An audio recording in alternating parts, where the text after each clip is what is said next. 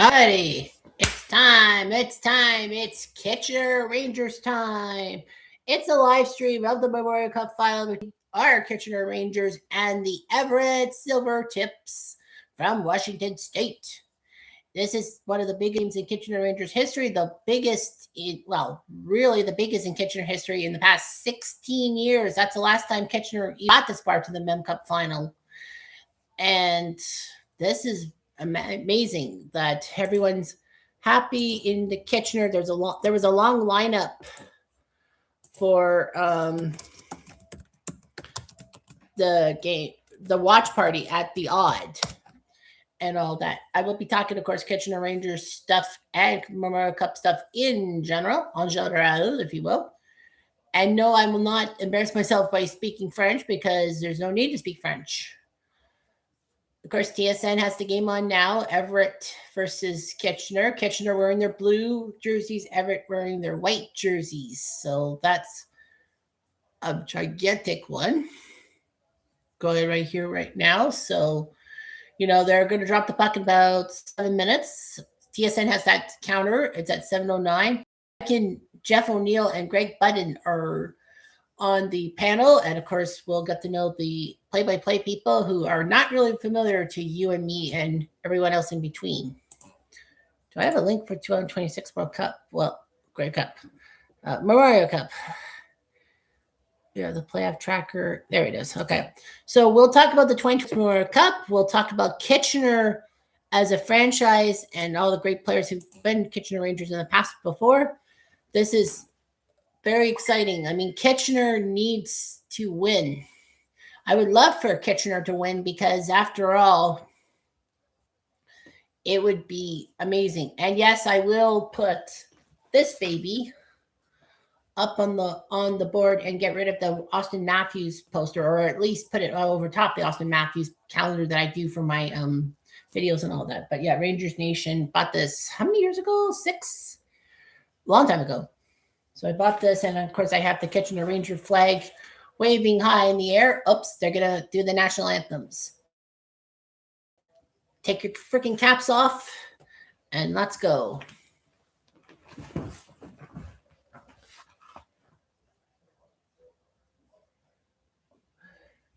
There we go.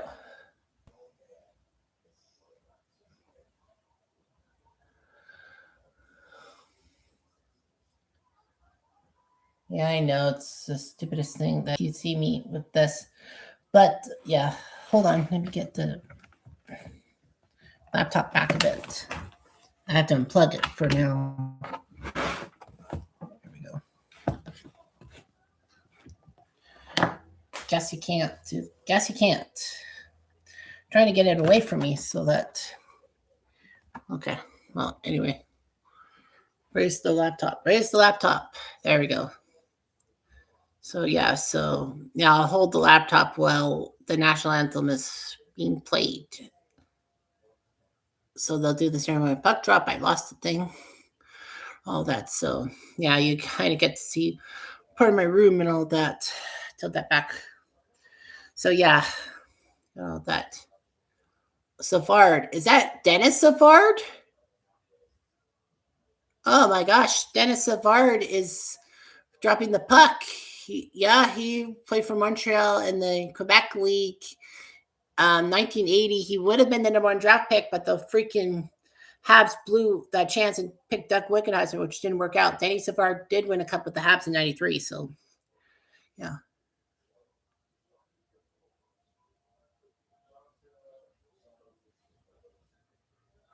Oh, they're going to do another one. Of course, you can't hear I don't want to get in trouble with YouTube. I think that's loud enough for me to hear, but quiet enough for YouTube not to get pissy.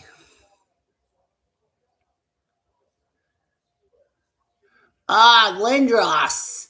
They're going to give Lindros a bit of the puck drop. Well, he's an OHL icon for Oshawa. Unfortunately for Kitchener fans, that he kind of is poisoned, not because of his 6'4" frame, not because he had helicopter hockey parents, but the fact that he beat the Rangers in the 1990 Memorial Cup final in Hamilton.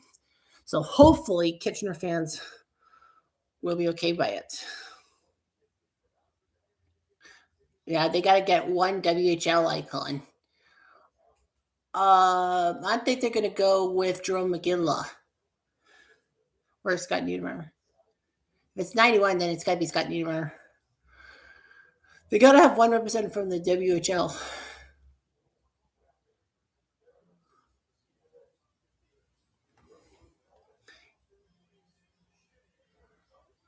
Oh, Kelowna boy, Shea Weber. I didn't know he played for the Kelowna Rockets. Cool. So yeah, Shea Weber. Montreal fans know who the hell he was after that trade from Nashville to Montreal that saw Mr. Weber come for PK Subban. It was not a popular trade because Montreal didn't want to get rid of PK Subban. So now the captains are going to face off for the puck drop and all that. So yeah, it's hard to hold a laptop and all that. Hopefully I don't drop it. So yeah, I think that Everett's going to be kind of got the home advantage in a sense because, that's a Western Hockey League team. Now be quiet because the anthems are coming up and there'll be 2 anthems, not 1.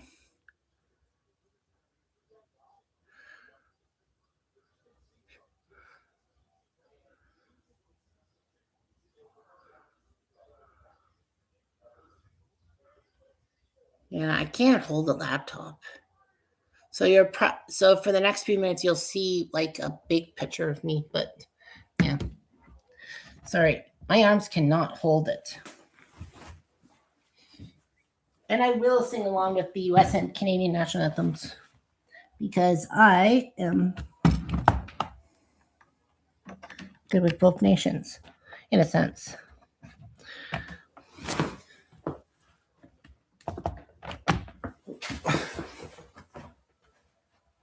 Was gleaming with stripes and bright stars through the perilous flight. Oh, the ramparts we watched were so gallantly streaming. Oh, I'm too fast. And the rockets red to glare, the bombs bursting in air, gave proof through the night that our flag was still there. Oh, say does that star-spangled banner yet wave o'er the land of the free and the home of the brave.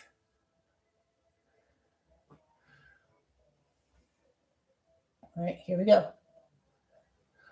Oh, Canada, our home and native land, through patriot love in all of us combined. With glowing heart, we see thee rise, the true north, strong and free. Oh, there. Oh, Canada, we stand on guard for thee. God keep our land glorious and free. Oh, Canada, we stand on guard for thee. Oh, Canada, we stand on guard for thee. Let's do it. Let's do it, boys and girls. Let's do it. They're going to give commercials, aren't they?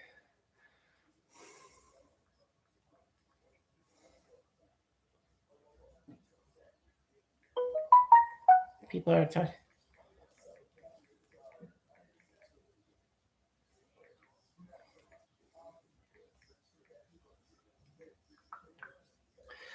Good old Josh Gimble. He's kind of the Blue Shirt Underground buddy, and of course the Kitchener Rangers. He's true for the Kitchener Rangers, like I am, of course.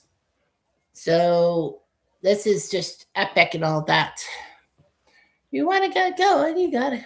I don't know how the song of epic goes, but yeah. So yeah, starting goalies for Everett, Anders Miller, 3-1 with one shutout in the Memorial Cup. He's played all the games. He played against Kitchener, got shellacked by Kitchener.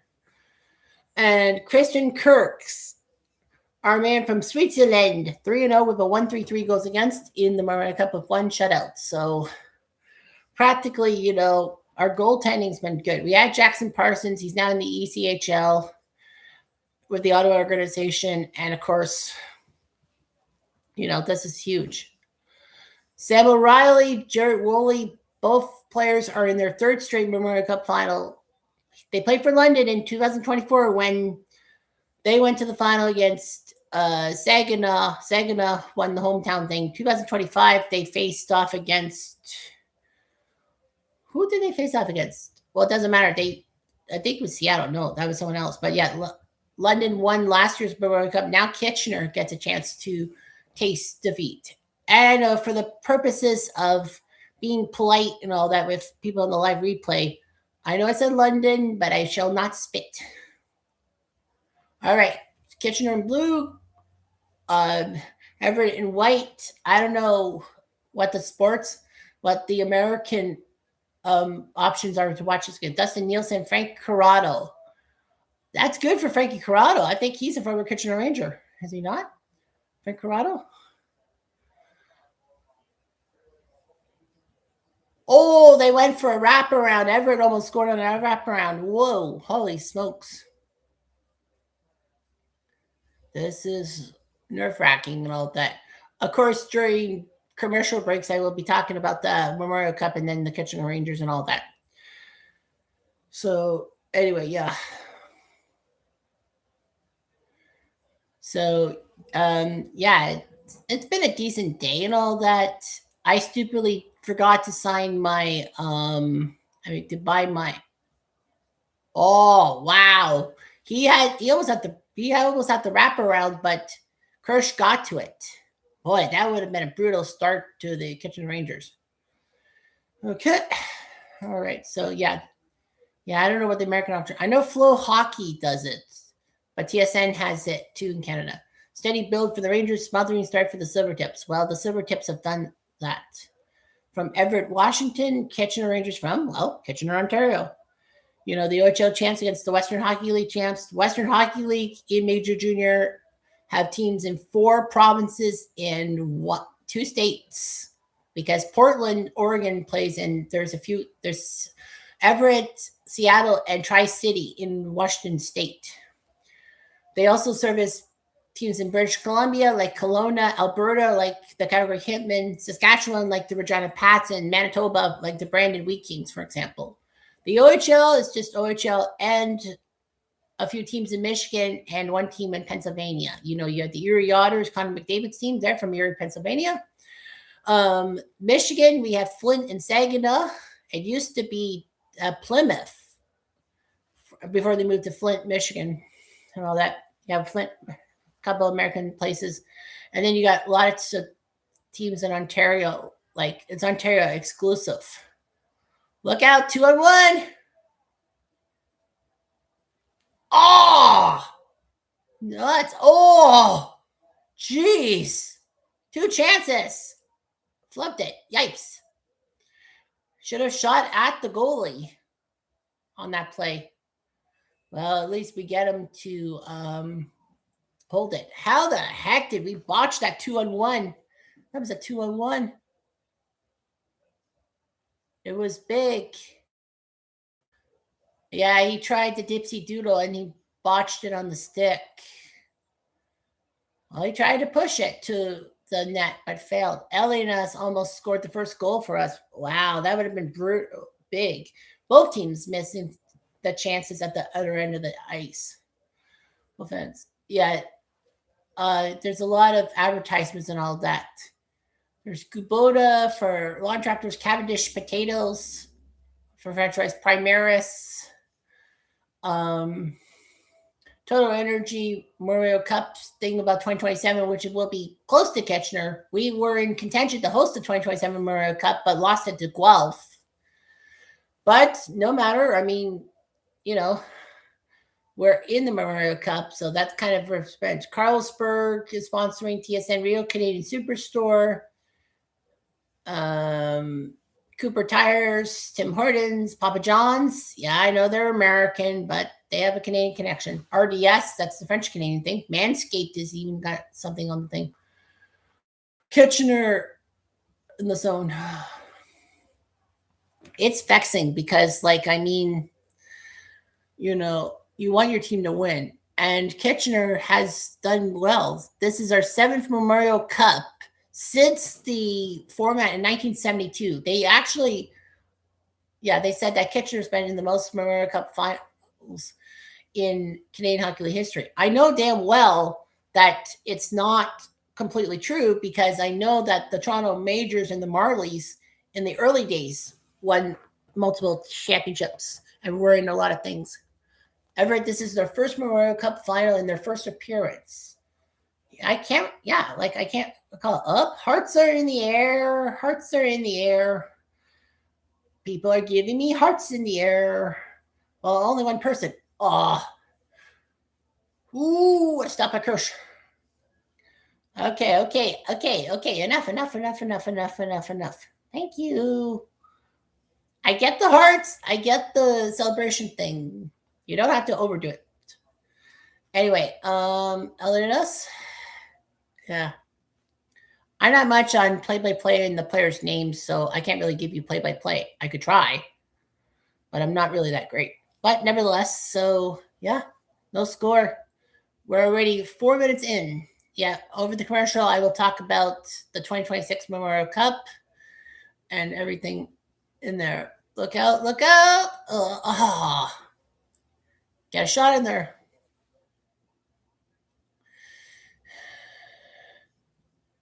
Oh, ooh, that bounced up on Kirsch, but it bounced to the other side. Whew, that was close. Good on number 65, yeah. We got to put the pressure to them, guys. It's a 60-minute game, I know, but you got to put pressure. We beat these guys 6-2. I don't think there's any difference between the two teams from Monday and from today.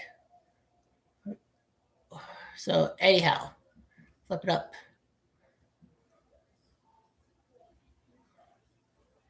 Not a bad chance to shoot, but it goes into the crowd.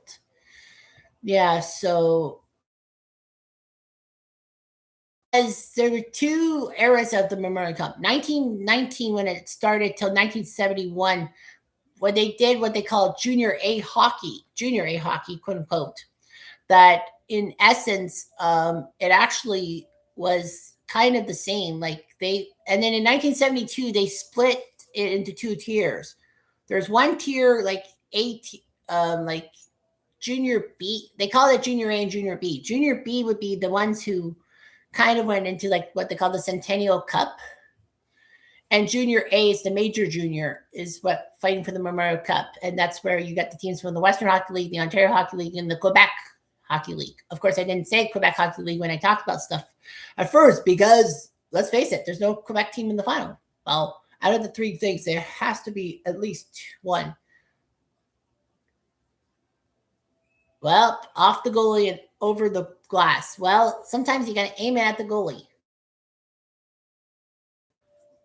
Yeah, there was even a fight on Monday, and Kitchener got in a massive brawl. McNeil, and then, Chariot scoring. Yeah. So, yeah, we beat Everett 6-2, but that doesn't mean anything because, we may crush a team 6-2, but in the return match, they might get revenge. I know this firsthand from being a Patriots fan, because when the Patriots beat the Giants in week 17, I guess, what do you call it? Week 17 of the 2007 NFL season to go 16-0. They beat them, but the Giants came back and went to the Super Bowl against the Pats and beat us. So, as I said, you can't underestimate. Shoot. Nice glove, Kirsch. Nice glove, Kirsch. Attaboy, Kirsch. Attaboy. So, yeah. All right. Shots on goal at 5-2. But sometimes, you get badly outshot, but it's the pucks that go in the net that are the main difference and all that. So, yeah, Yossi Ahokas, the first international head coach in a Memorial Cup final. Wow. I thought maybe there might have been one that slipped through the cracks at the 2000s and 2010s, an international head coach. But, yeah, it proves how good international head coaches are. And you can bet that if Ahokas will probably get some offers to coach other teams, I think he should stay with Kitchener and all that. They'd be thinking, well, he should coach the Toronto Maple Leafs. Yes! Woohoo! Yahoo! What a deflection! Kitchener! 1-0. Bad deflection, but a goal's a goal. Told you so. Woo! Yes, sir. Woo! Beauty. Beauty. I think it was was that deflected? Well, Bilecki took the shot off the skate of Ellidas, but that was not a kicking motion. There's the watch party in Kitchener. There's the watch party. Ellidas has scored. Luke Ellidas for Bilecki, his first of the Memorial Cup. Well, Ellidas had that great chance faking out the player in the first few minutes, but missed. Is it deflected off the player? I know we shot it. 6 minutes into the first period. I don't know what their intermission thing is. So, yeah, tipped it. Ellidas, off of the skate, but that was definitely not a kicking motion. So that's a goal, and Everett didn't bitch, so that's good. Can't believe it. 1-0. Okay, that's just one, guys. Yep, 2-time Memorial Cups. TSN just put that thing up. 82 in 2003. I'll talk about the 82 in 2003 Kitchener Rangers alongside the 6 Memorial Cup teams. Uh-oh. Oh! Ah! A deflection in front. Oh,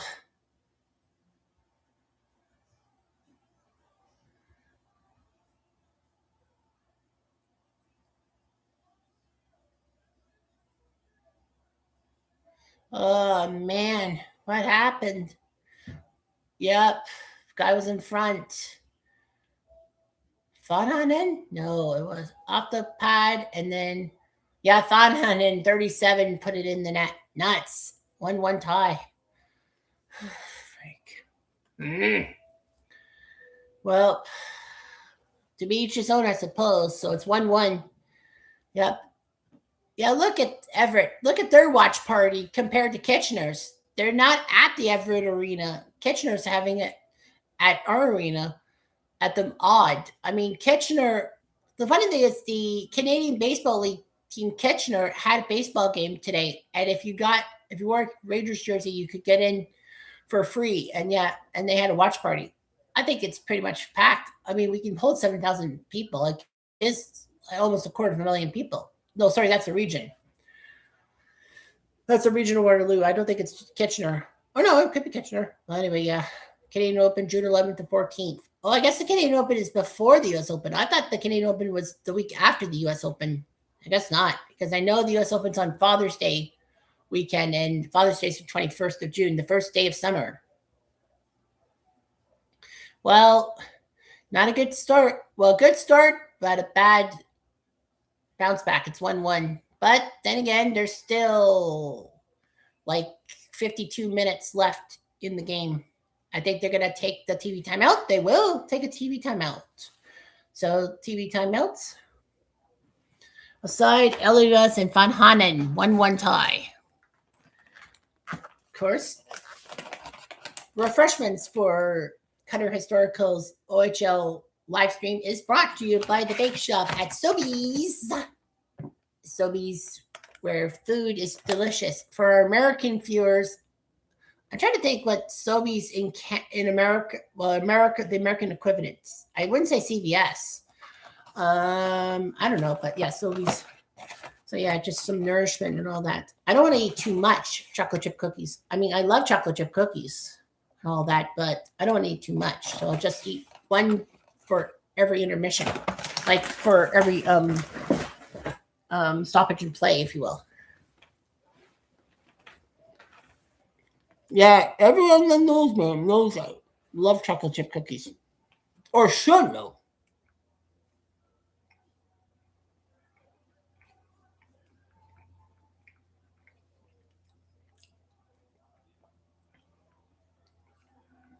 Yeah, Josh is at the arena.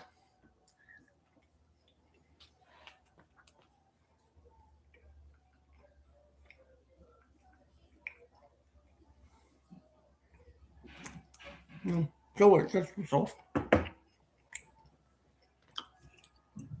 course, nobody knows this better. It's, Monster drink. Monster! The official drink of getting through a powerful 6.5 hour soil shift at work. I only drink one Monster a week, actually, in essence, because I drink it on Wednesdays when I have to do custodial work and all that. Meetonen is, oh no, that's a different guy. I was like, Meetonen's the guy who scored the goal. No, he didn't. I was finding, frig. What did you do, Blackie? Ouch. Yeah. Stick to the bush. Oh, and he's cut. Damn it. That's 4 minutes, isn't that not? Ugh. Ay, Fukaka. Blackie. Well, this is not looking good. Yep. It's bloody. Yep. He drew blood, so it's 4 minutes. This is not going to look good.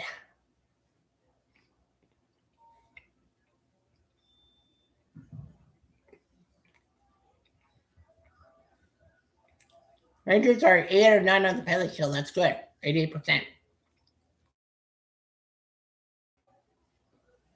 Flip it up. Okay, that works. If you can only see, I wish I had a heart rate monitor on me, but I fret too much over heart rate monitors, so.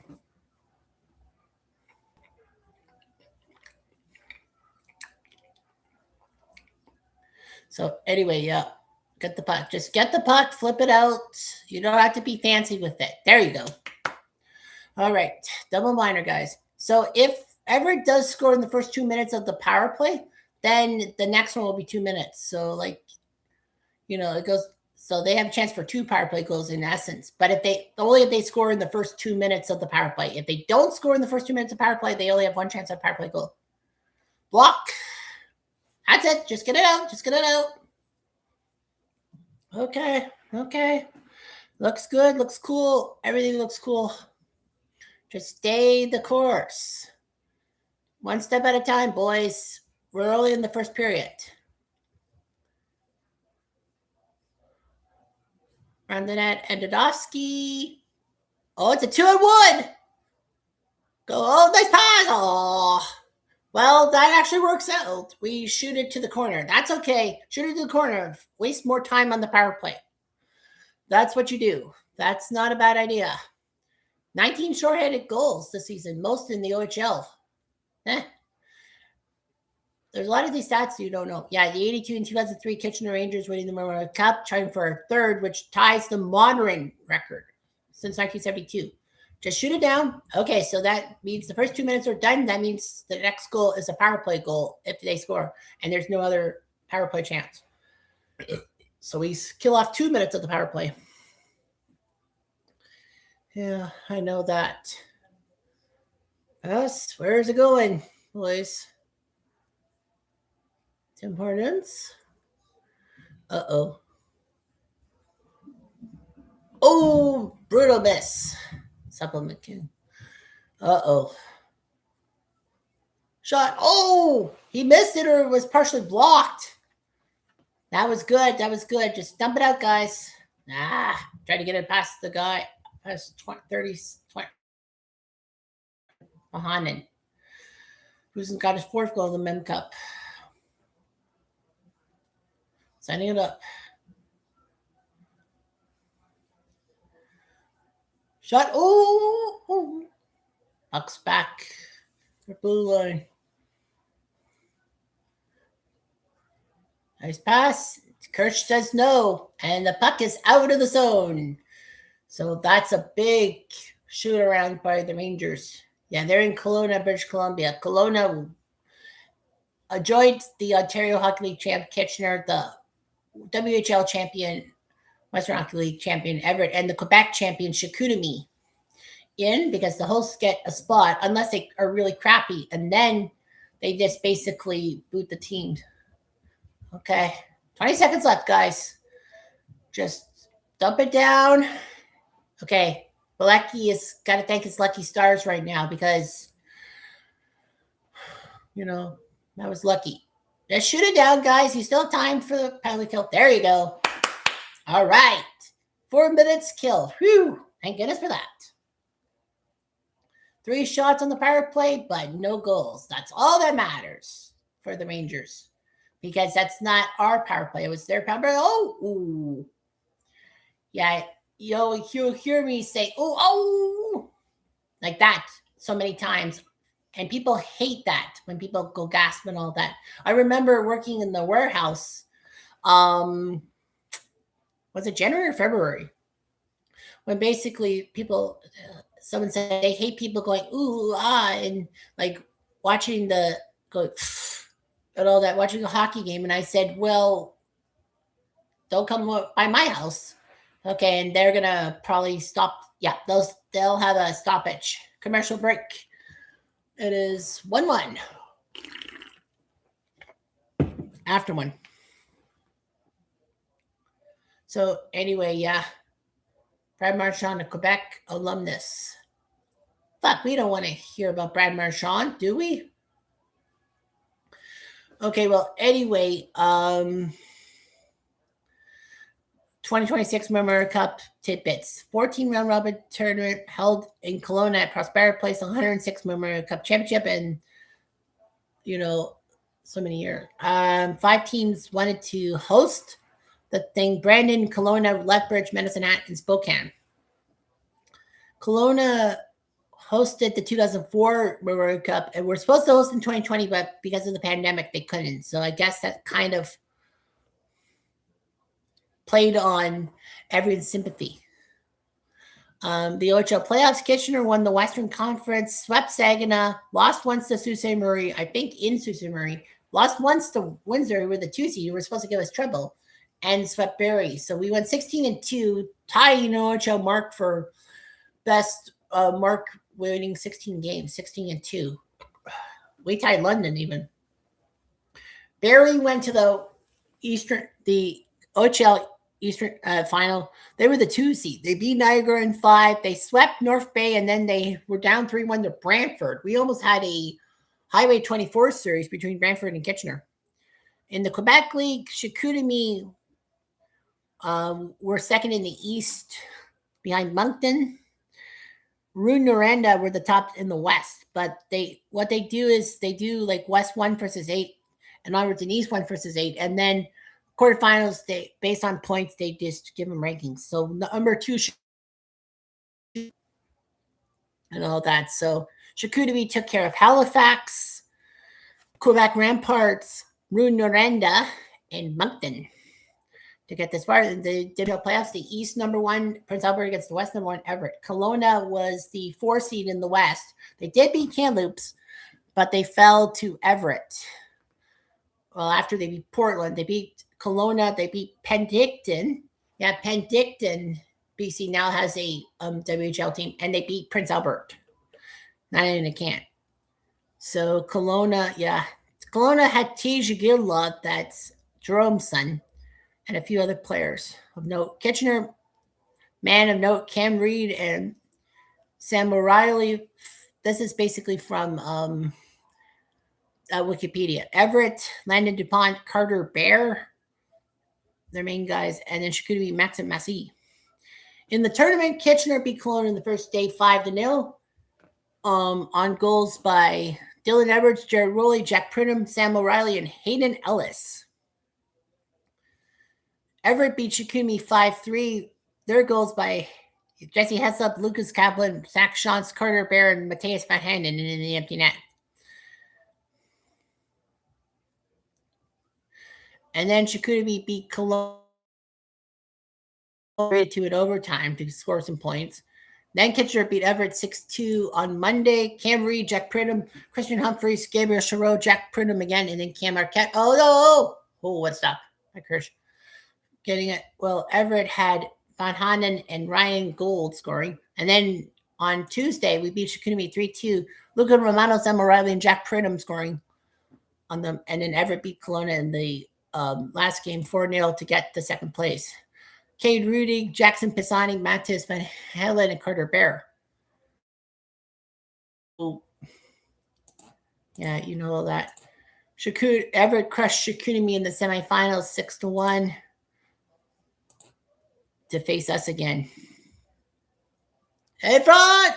Yes! Woohoo! Yeah! Attaboy! Sick dangle! Sick dangle! Yeah! Yeah, baby! Is that Eleanor's again? I couldn't tell. Well, back in, look at that.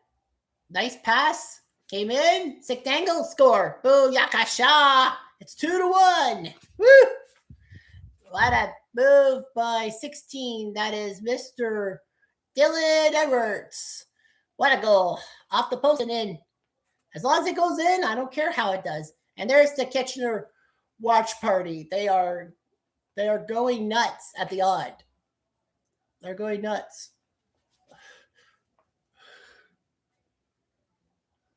Yeah, 2-1. Yes, baby. Just keep the pressure on, boys. Words from O'Reilly and Pridham. Man, that was a big trade from London. I mean, why would London trade anybody to the Kitchener Rangers? Well, I know we got Kadri from the London Knights for the 2008 stretch drive, but I mean, yeah, London and Kitchener just hate each other. Trust me, it's not fun. What was the 36? I think. Yeah, I forgot. I have to write down the live action, like the numbers, so that when I do my stream highlights thing, that I can highlight it. So yeah, there's Andadovsky. Man, look at the shots on net. If you're watching the shots on goal target, you'll be thinking, well, why is Everett not winning? Well, we have a hot goalie. I think there's right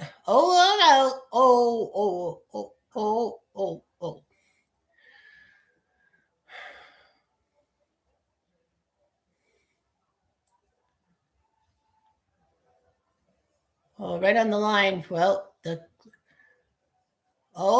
he's got it. Oh no, he doesn't. But lucky. Well, that's not a bad idea. Shoot it to try to see if you can get it off the goalie. And in 2-1, 5 minutes left in this period. Well, claiming there's a delayed penalty. That's going to be on them. So Kitchener will have the power play. Shoot. Oh, that's okay. It looks like a hook. The referee went by Tanner Lamb got hooked. Well, that was so close. Ellis almost scored to make it 3-1, but Kitchener's up 2-1. So, okay, so got everything. Now let's talk about Kitchener as a whole. Yep, they won the OHL championships 5 times: 1981, 1982, 2003, 2008, and 2026. I know you'll be thinking to yourself, it's like, wait a minute, they won 5 OHL championships. Why are they in 7 Memorial Cups? Well, I mean, after all, they're doing the commercial for Guelph 2027. So yeah, Guelph gets the Memorial Cup next year. Wish Kitchener got it, but that's okay. Yeah, well, they won the OHL championship. Yeah, 81, 82, 03, 08, 26. That's how we got in. We got in 1984 and 1990 by way of being what they call host. Kitchener hosted the 1984 Memorial Cup, but 1990 we didn't get the host. Remember when I talked about them in Oshawa with Eric Lindros? Well, it was funny. Hamilton hosted the Memorial Cup, but since their OHL team was very crappy, they only won 14 games the whole season. They weren't allowed to come into the Memorial Cup. So Oshawa home spot went to the runner-up of the OHL. That was at Kitchener. And of course, yeah, 1984. Yeah, we hosted in 2008 and all that. So yeah, smashed it. Yeah, the smash burgers. Those actually look cool. I might take a look at them. I have an AEW right by my work. Yeah, this is their 7 Memorial Cup, 81, 82, 84, 90, 2003, 2008, 26. So Reagan Subban, wait a minute. PK Subban's sister is a reporter? I don't have a problem with PK Subban. I really don't. But yeah. Anyway, yeah. 2-time Memorial Cup champs, 82 and 2003. So yeah, we've been to, this is 7 finals in 7 Memorial Cups. Like, this is one of the biggest stats of the Memorial Cup is that, yeah, Kitchener's been to 7 Memorial Cups, has been to the finals every time. Jackson Vaughn is on the Bucks for hooking. So I better be cautious and watch this and be quiet. 1 for 8 on the power play. Well, time to get out of our jinx, guys. Off rig. Yeah, if Kitchener needs to improve on something in our approach is the power play. So yeah, see what happens here. Up, he fell.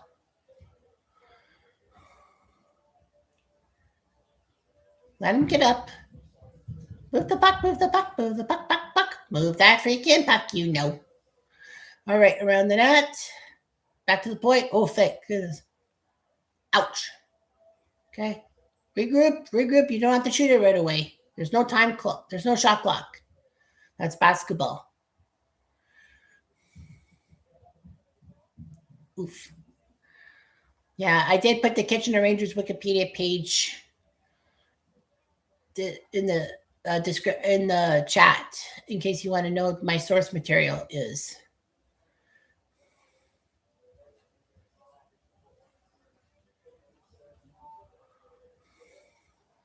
Shoot. Oh. Still got the puck. They're not pressuring. I'm surprised. Oof. Puck's still there.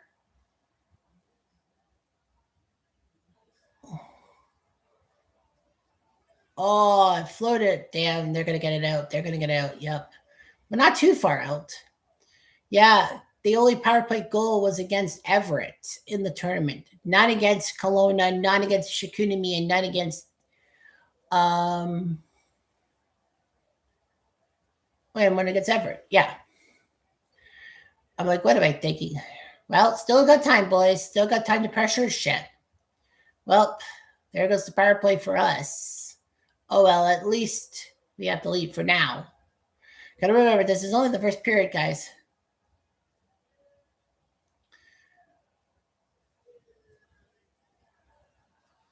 Yeah, it's a nervous thing. Park the Bus podcast every Tuesday. Tanner Lamb, I would not have passed. Ooh, where's the puck? Oh, nice job, boys. Oof.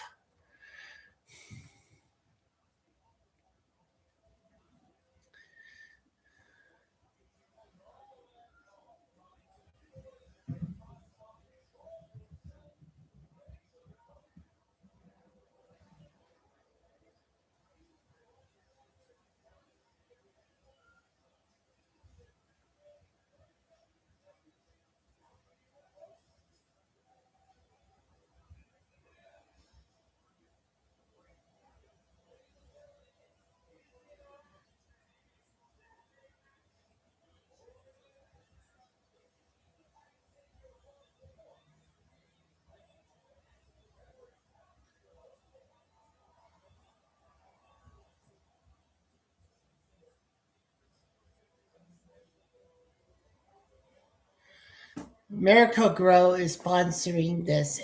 Yeah, we have a lot of Miracle Grow stuff at Canadian Tire, so I should know because a lot of the 50-liter and 25-liter bags are being sold because I have to put them in customers' cars. The rule of thumb is, well, you got to do it yourself. You can't have the customers do it sometimes because, they're either dishonest or they miscount and screw themselves over. Oh, puck went off the Kitchener player. I think.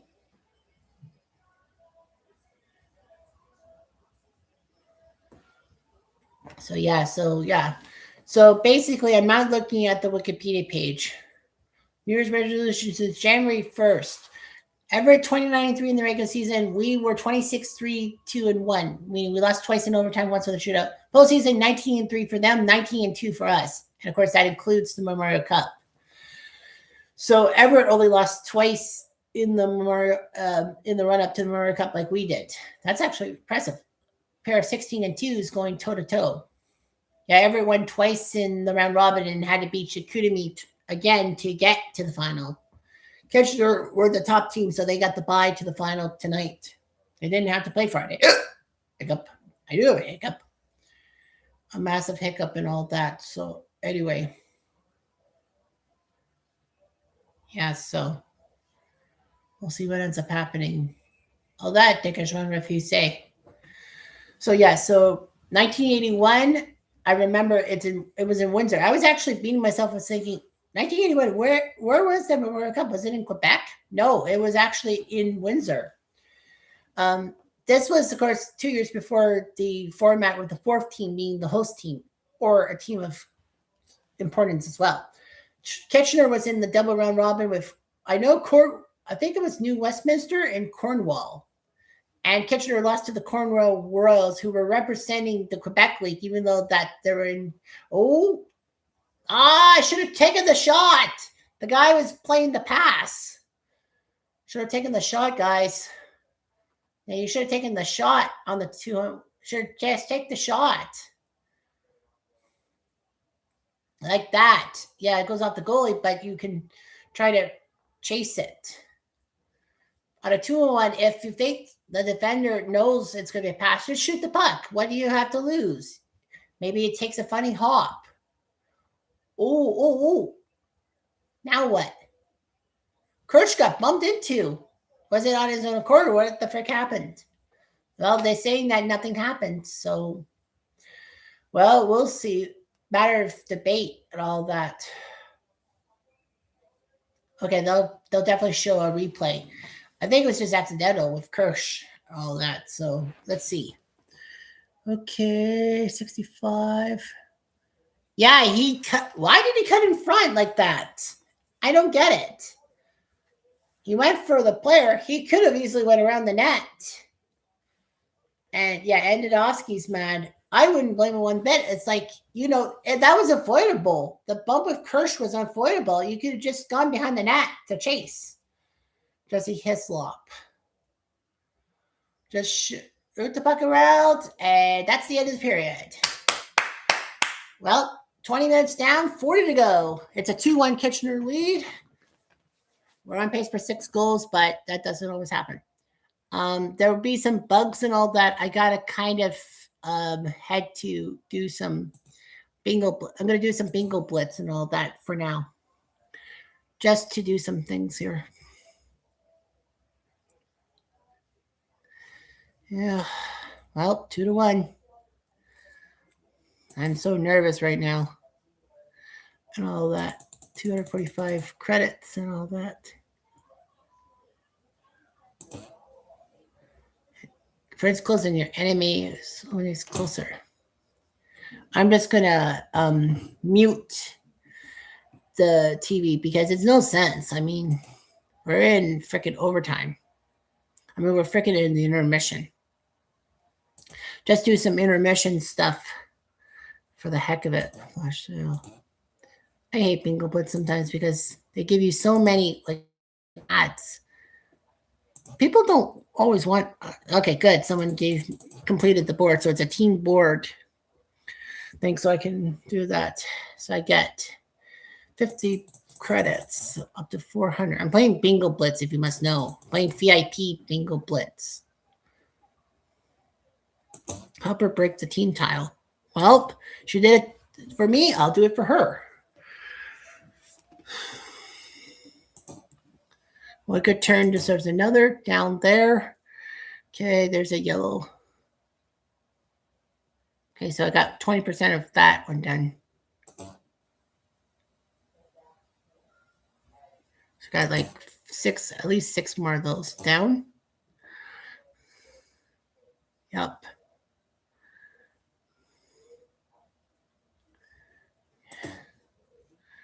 Just trying to get the whole thing going. Well, that's not one. Okay, that's fine.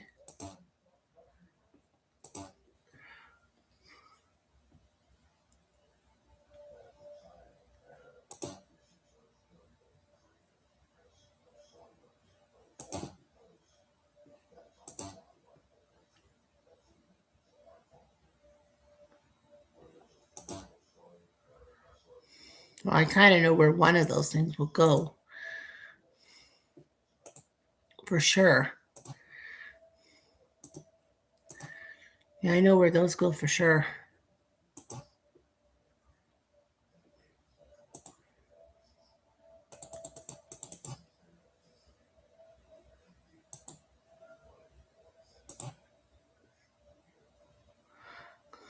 Hiding Blitz.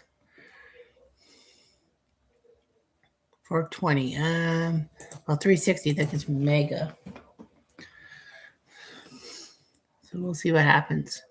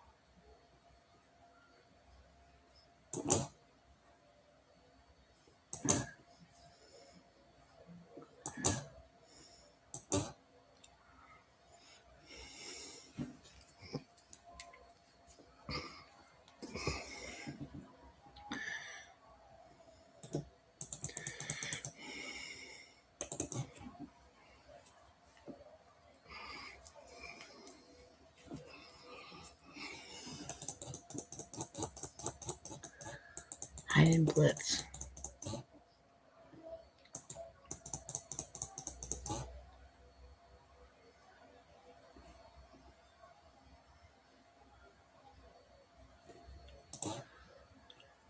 Couple of claims.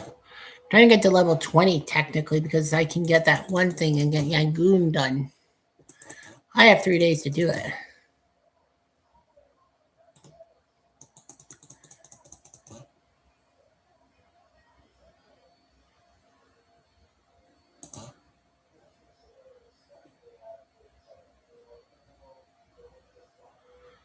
I just have to get missions.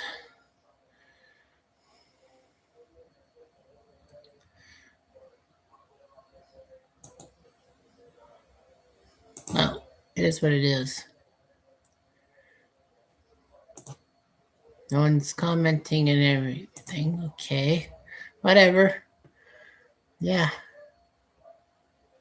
So lonely sometimes. It's like, what do you do? Well, I mean, after all, that it is on replay, so at least you can watch it.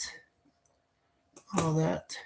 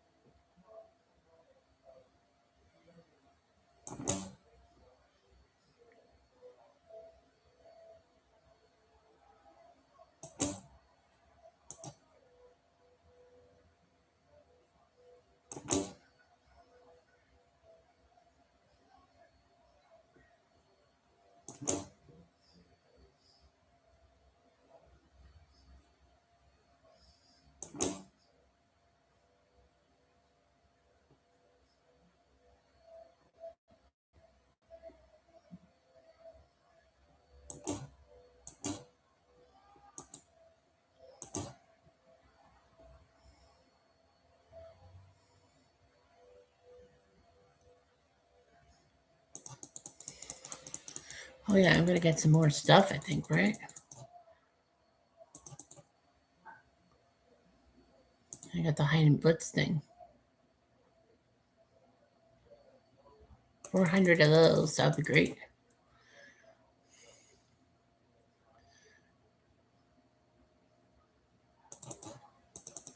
Few things missing. Okay, fair enough.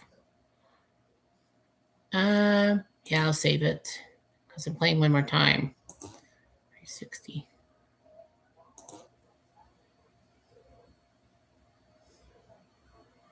Pop-ups and bingos.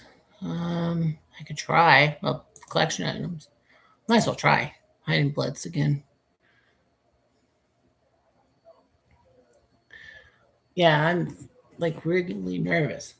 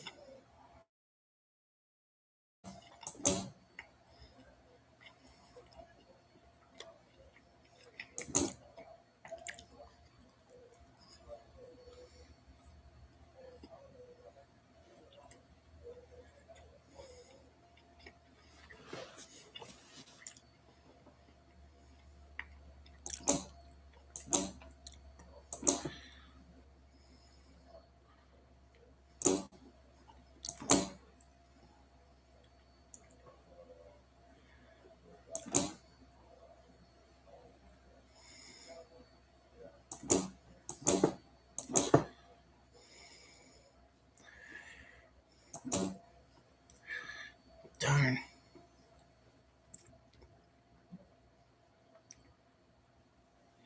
Should I go for it? How about the hell not? Why the hell not? I got one of those items.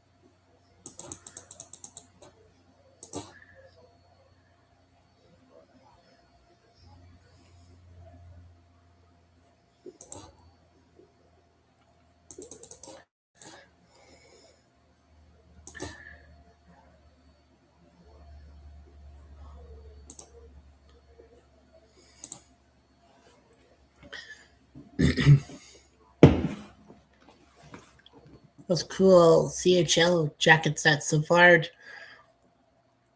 Lindros, and Weber were wearing.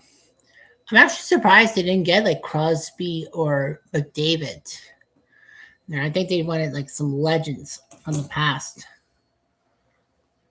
When we were interviewing them on TSN.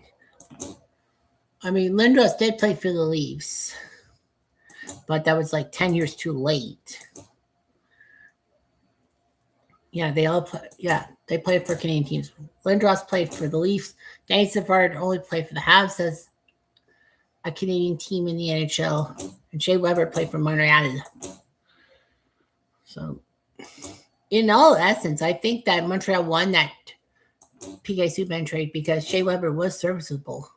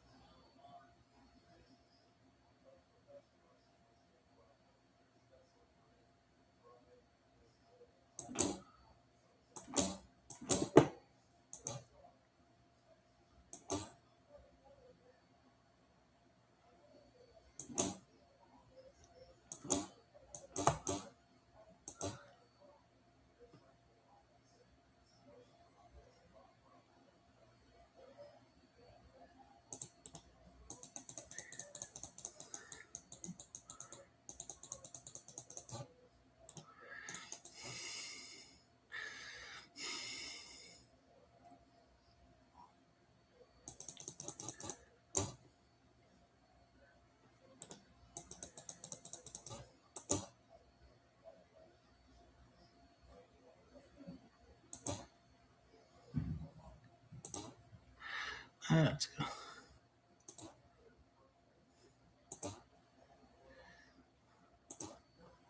I know where one of those things go. Okay, I know where another one goes. Not there.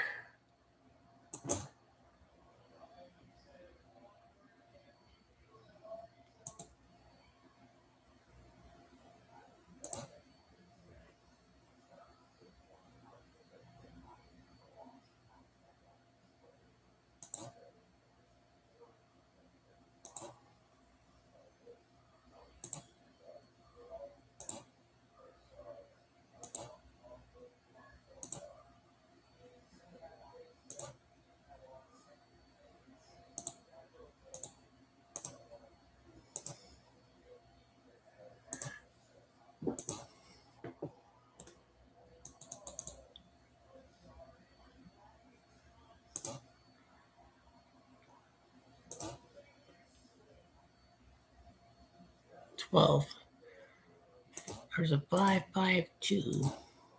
There's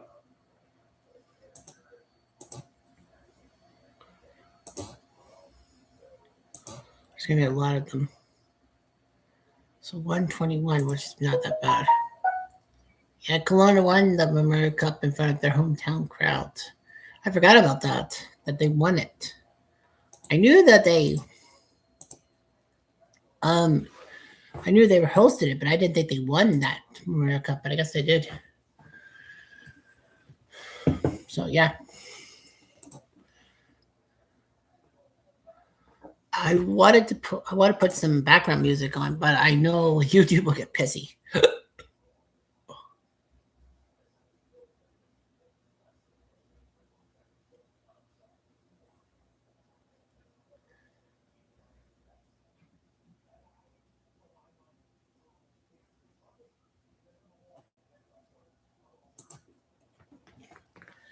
Yeah, they're doing that OHL stuff.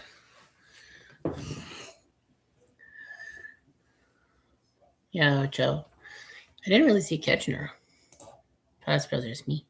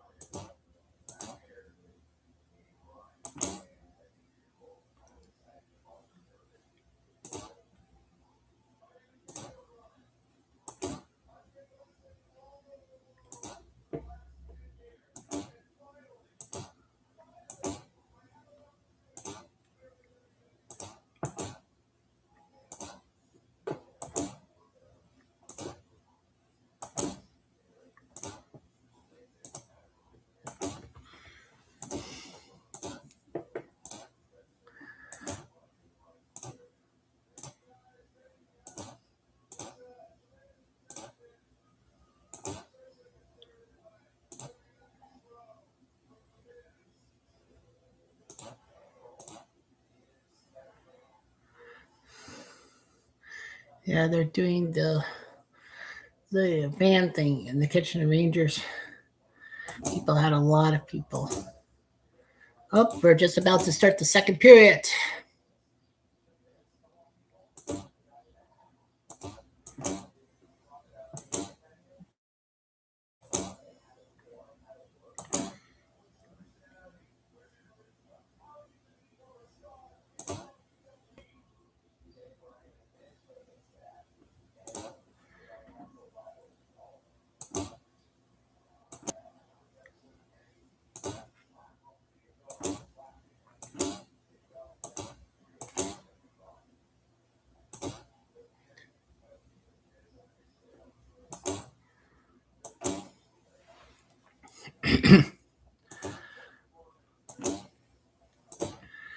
So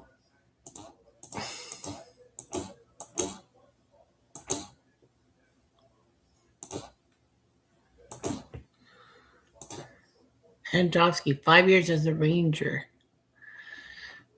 I can't remember where he ended up. Like in the minors, I think he was in the AHL, and then they let him go back to junior.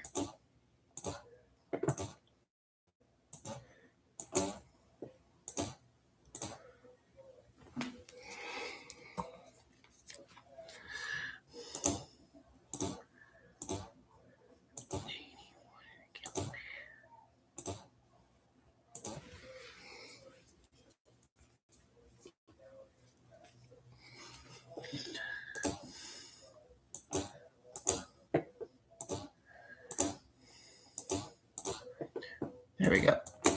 I got the connection right there.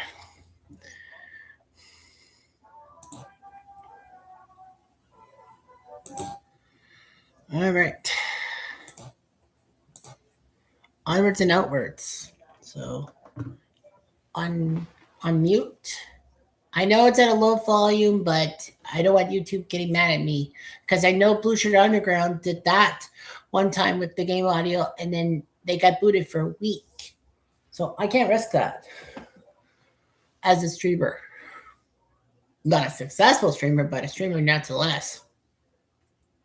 Kitchener is now going right to left in the blue jerseys. Everett left to right in the green, white jersey with the green trim.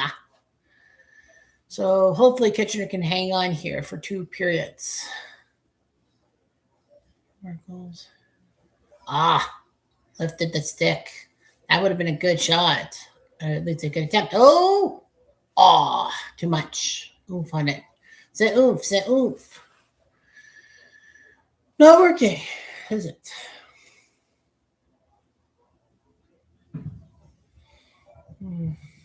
Missing the point.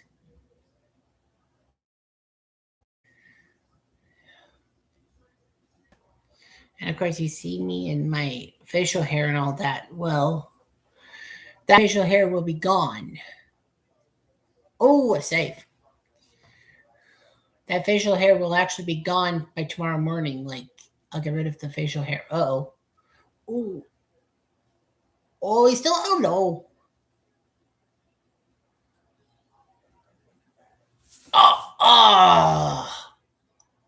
Shots. You knew I was going to go in somehow.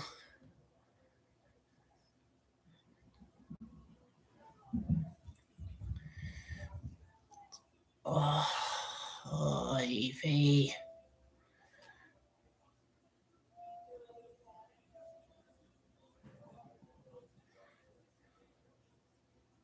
They had the chances. Crush nearly bobbled it in front.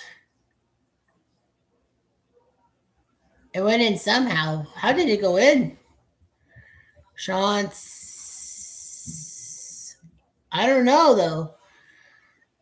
They might challenge it. I don't know. Do you challenge it, though? Shots, number 19. Watch the puck. Oh, they might take a look at this because it was off the hand.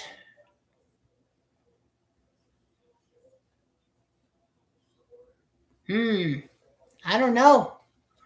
They might take a look at this. Are they going to review? Yes, they're going to review. They are going to review it to see if it was a clean goal by Shantz. I don't think Kitchener initiated. I think it was just. Watch this.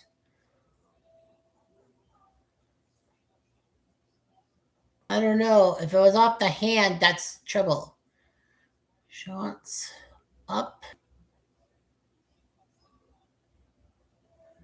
It did kind of go off the arm, but the question on my mind is it intentional or not? That's going to be too close to call. Well, yeah, it was across the line, that's for sure. But the question on my mind is, was it off the hands? Because they might call it back.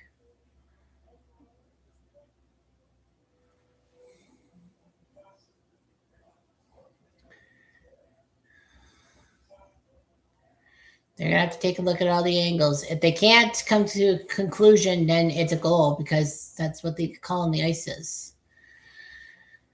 Would this be a bullshit thing? All that. A lot of people would probably be like, well, is it a goal or is it not a goal?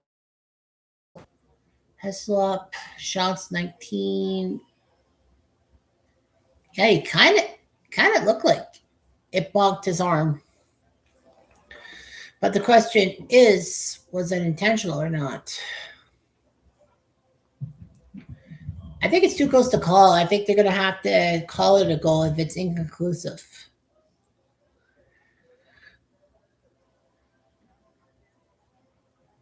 No! They're saying no. I'm actually shocked. I thought it would be inconclusive. I guess it was conclusive enough to overturn it. I'm actually shocked. I am actually shocked. The mascot's pissed. The mascot's pissed. Well, I don't blame him one bit for being furious because, like, you know, it was kind of iffy. Like, you know, I know I'm cheering for Kitchener, but maybe Everett did get robbed. I don't know. I thought it would be inconclusive, and obviously that means that they got to go for the call on the ice, which is a goal. I'm actually surprised. Yeah, poor guy. He's so despondent, Sean says. Like, I get it. Like, the angles were there. It had to be conclusive. Yeah, I guess because they had to say it had to be suspicious the way the puck dropped over the line. If it was off of someone else and in the net, that's a goal. That's a given. Yeah, I was actually shocked at all that didn't go in.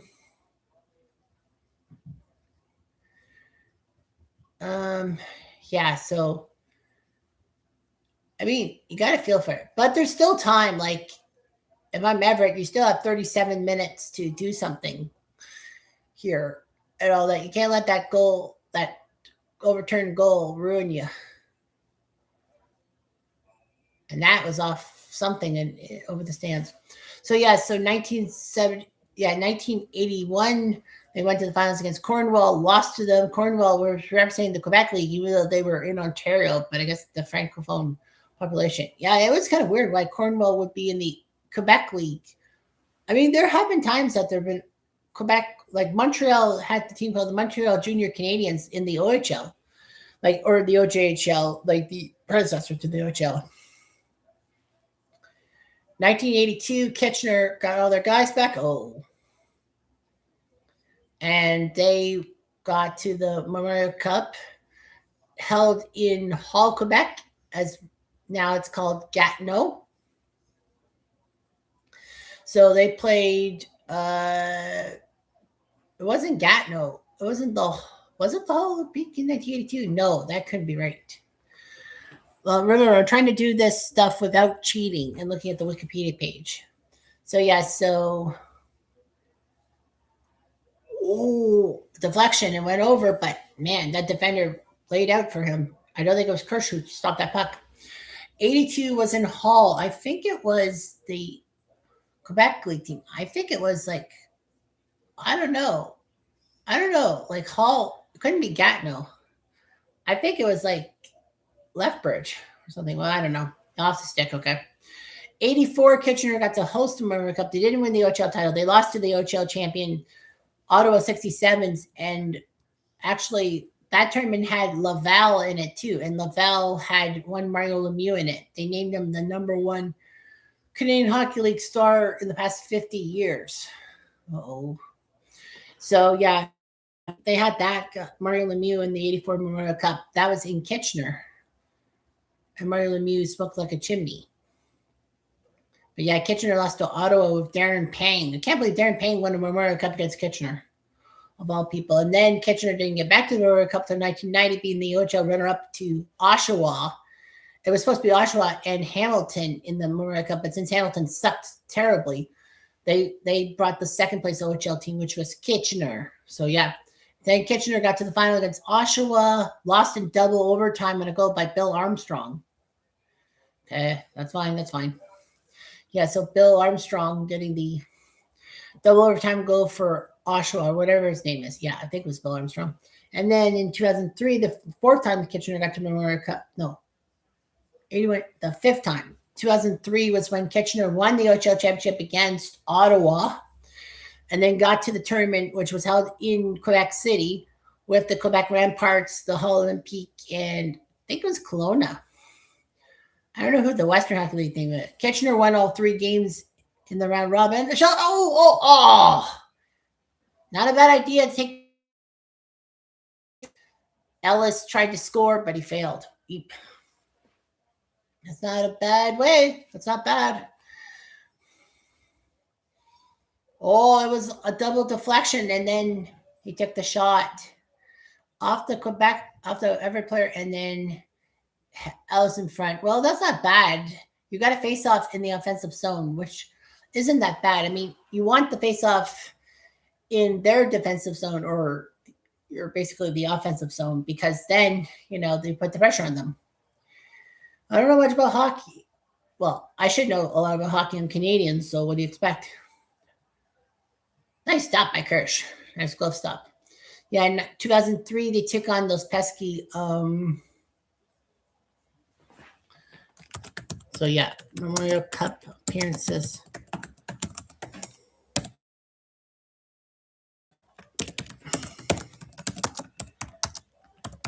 In 1982, 1984, 1990, 2003. So yeah, 2003. Yeah, Kitchener went through it. That was a great team. We won all 3 games, got to the final, it beat the Olympique. They got no Hall Olympique to win the title. And then 2008, Kitchener got to host the Memorial Cup. We built our team. We got to the OHL final against Belleville, beat Belleville. We almost lost it to Belleville. But we got in. Belleville got in because, as the host, we got in. So yeah, Kitchener and Belleville got in. And then Kitchener were crappy in the tournament. They beat the Quebec team. I forget who that was. What a stop at Kirsch. They beat the Quebec team and got to the semifinal against Belleville, beat Belleville 9-0 or whatever. So we got revenge on Belleville for ruining us in the round robin. And then lost to Spokane 4-1, and Dustin fucking Tokarski. I cursed his name ever since. And of course, they broke the Memorial Cup trophy on Kitchener Ice. And then, of course, now 2026. So yeah, it's been the longest finals drought for the Memorial Cup. Like 81, 82 was only 1 year. 84, 2 years, then 6, then 13, then 5, and now it's 18. So yeah, the public 180 players and coaches going on to serve in the NHL. Kitchener has 5 alumni in the Hall of Fame. Well, okay, they got the puck. You have the puck. How can you not know that? Yeah, I should really not talk during the action. Not a bad idea.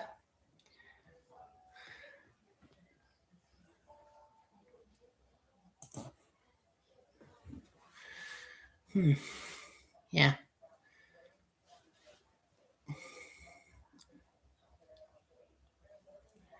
Anyway. Shoot, damn. Oh, right to Humphreys.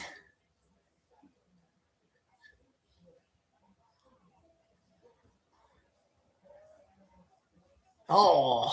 Not a bad idea. Get it on the net.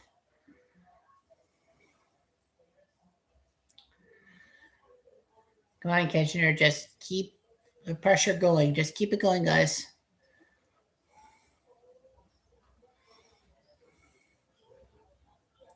Oh, shoot. Oh, not a bad idea, Blecky. Short side. Oh, he's scrambling. He's scrambling. Scrambling. The goalie might be rattled. Rolling girls. Yeah, I gotta check up on the French Open because there's been some massive upsets and all that in the French Open. I know next Sunday is the men's final, and no Sinner, no Alcaraz. Well, Alcaraz got hurt. He can compete. Sinner got upset by Ceredano from Argentina. And it's the first Grand Slam the first Grand Slam that Djokovic hasn't won or Sinner or Alcaraz since the 2022 French Open with Rafa doing it 4 years ago. I don't think Rafa's retired, or is he? No, Rafa's not retired. I think he's just hurt. I was like, yeah, where the fuck is Rafa Nadal? I don't think he's retired. I mean, yeah, I don't think he's retired, is he?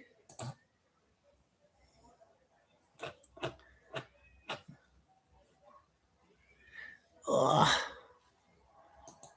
Oh, block it.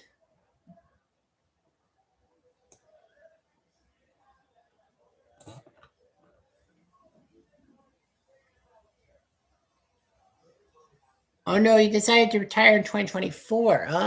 Oh, stop. Okay, Rafa is retired. Okay.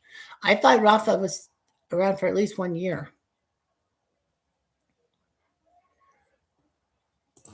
Okay, yeah, the men's open. Yeah, 2026 French Open. Alcaraz was the two-time reigning champ, but had a wrist injury.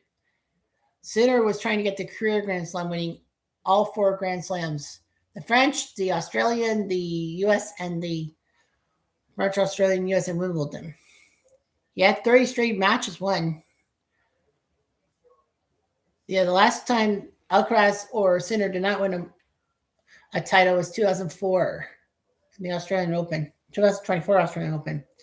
And the first time since Agassi in 2000 that the incumbent number 1 didn't even reach the 3rd round. And then they had the Cerundolo brothers, Juan Manuel and Francisco, getting to the 3rd round, the first pair of brothers in a major since Misha and Alex Shirov in 2018. 5 hours, 58 minutes. Juan Manuel's match against Martin Ladalus was the longest match of the French Open since 2020. And the 3rd longest match in history, the longest with a final set tiebreak.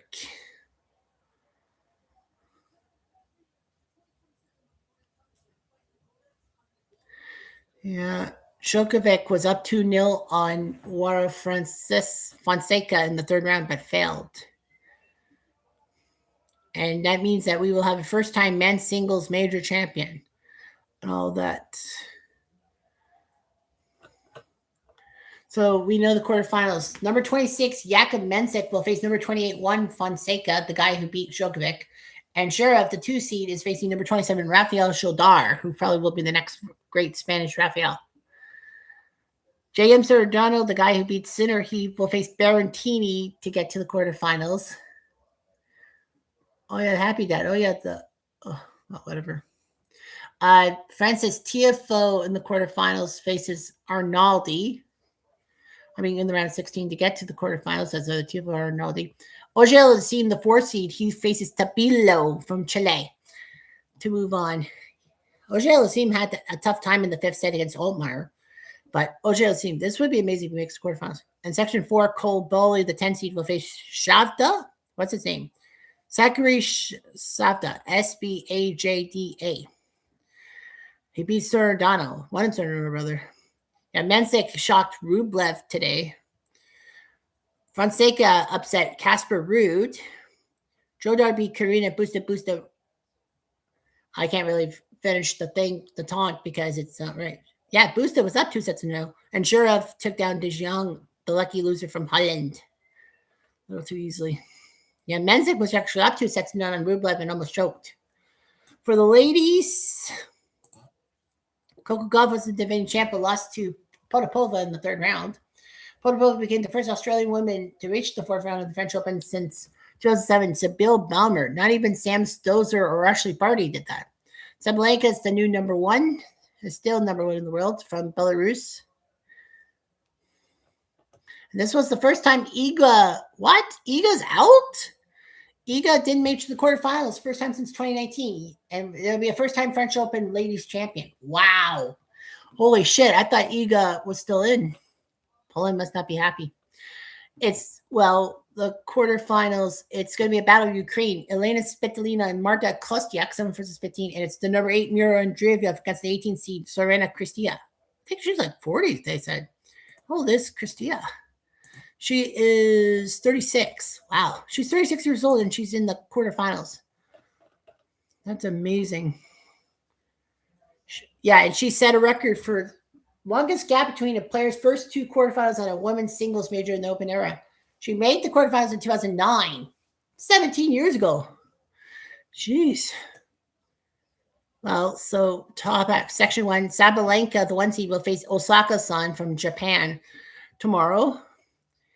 Maboko lost to Maddie Keys. Well, Maboko from Canada, she was ranked 9th, but Maddie Keys is a veteran. Shoot. Oh, we got it. Damn. So it's Keys versus Schneider from Russia. Maddie Keys. Potapova, the 28th seed who beat Coco. She'll face Kaliskaya from Russia. And the qualifier. Oh, there's a Polish woman in the quarterfinals. Her name's not Iga. It's Charlinska. She'll face Pari from France. We're going to have a massive Cinderella coming out of Section 4. Section 5, Svitolina 17 beat Bencic. Kostyuk beats Iga. Wow, I was actually shocked. Andreeva beat Teichmann in straights, and Cristea beat the qualifier from China, Shi Wang. Wow. Pretty impressive. So, yeah, so that's impressive. The French Open is kind of wide open.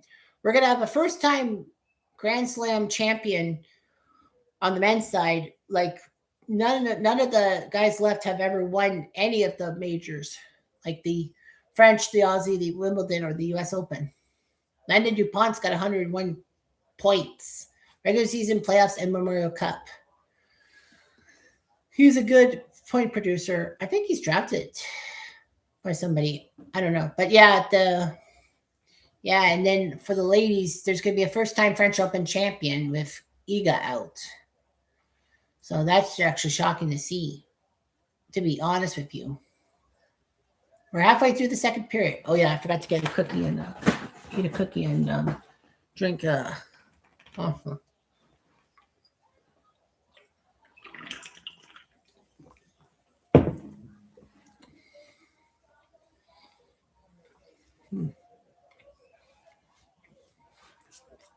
deflected.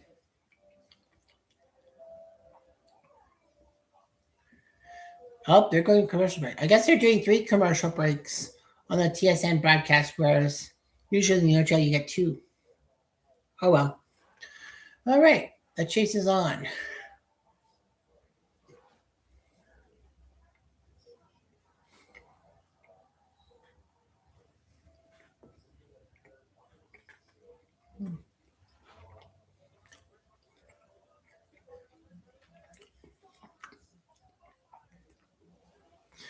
Yeah, they're doing like commercials for each of the 3 major leagues. Yeah, Kitchener. 180 players and coaches go in the NHL with Gabe Landeskog, Jeff Skinner, Racker Faxa, John Gibson, Nazem Kadri, Mike Richards, David Clarkson, Steve Mason, Derek Roy, and Peter DeBoer, among others. Make NHL debut things. Landeskog is still playing for Colorado. I'm actually surprised he's still playing. I know he lost a few years because of injury. Jeff Skinner is playing for Edmonton. I guess he's playing for Edmonton now. Or did he retire? I can't remember. Yeah, Landeskog plays for the Avalanche. Jeff Skinner plays for the Sharks. Radek Faxa played for Dallas. He's still playing for Dallas. John Gibson was a goalie for Anaheim for a while. Now he's with Detroit. Nazem Kadri plays for Colorado. Mike Richards played 11 years with Philly, LA, and Washington. He was pretty good. David Clarkson played for the Devils and the Leafs. Well, the Leafs, that was a massive mistake. His contract sucked, and he did terribly for Toronto, and then went to Columbus. Steve Mason, great goalie for Columbus, Philly, and Winnipeg. I forgot he played for the Jets. Derek Roy for Buffalo, among others. Dallas, Vancouver, St. Louis, Nashville, and Edmonton. Played for St. Louis. And Peter DeBoer, head coach. I think he's still the head coach. He's the head coach for the Islanders. They replaced my boy Patrick Watt for the Islanders with Peter DeBoer. Well, they didn't make the playoffs. Could have told him that. Okay, so 5. Yeah, and we have 5 alumni in the Hall of Fame. Scott Stevens, bruising defender. He started his career with Washington, played 1 year in St. Louis, and then got sent to New Jersey as compensation for New Jersey signing Brandon Shanahan. St. Louis getting Brandon Shanahan from the Devils. So he's ended his career with the Devils, and that was all. Bill Barber, great player for the Flyers. I think he played every year for the Flyers. I don't think he played for anyone else in the NHL. Look out! Oh, was that the post? 12 seasons for the Flyers, but he did not play for anyone else. That's loyalty. Paul Coffey is in the Hall of Fame, former Kitchener Ranger for half a season. But yeah, Paul Coffey played for the Rangers at one time. He played for Edmonton, then Pittsburgh, then LA, then Detroit, then Hartford, South Carolina, then Boston. I think I missed a few teams. Larry Robinson, drafted the first round by the Montreal Canadiens. Stayed in Montreal for 16 years and then spent the last 3 with the Kings. Last 2 seasons with the other Kings. And Alan that went off DuPont's. Yeah, it went off DuPont's sweater. Yeah, so Al McInnes, he started his career at Calgary, and then he went to St. Louis, and I think that was all the teams he played for, right? Yeah, Calgary and St. Louis. So, yeah. I'm skinny. Bop, bop, bop. 2-1. Kitchener, 8:50 left.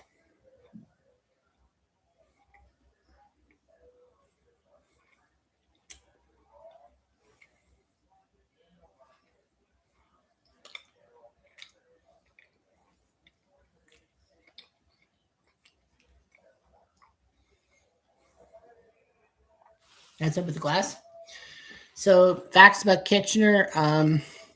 Kitchener actually, well, they were once called the Guelph Mad Hatters for the OHA season, Ontario Hockey Association in 1947. Were a farm team for the New York Rangers. Had considerable success in the 1950s, winning a Memorial Cup. And it was a Challenge Cup and all that.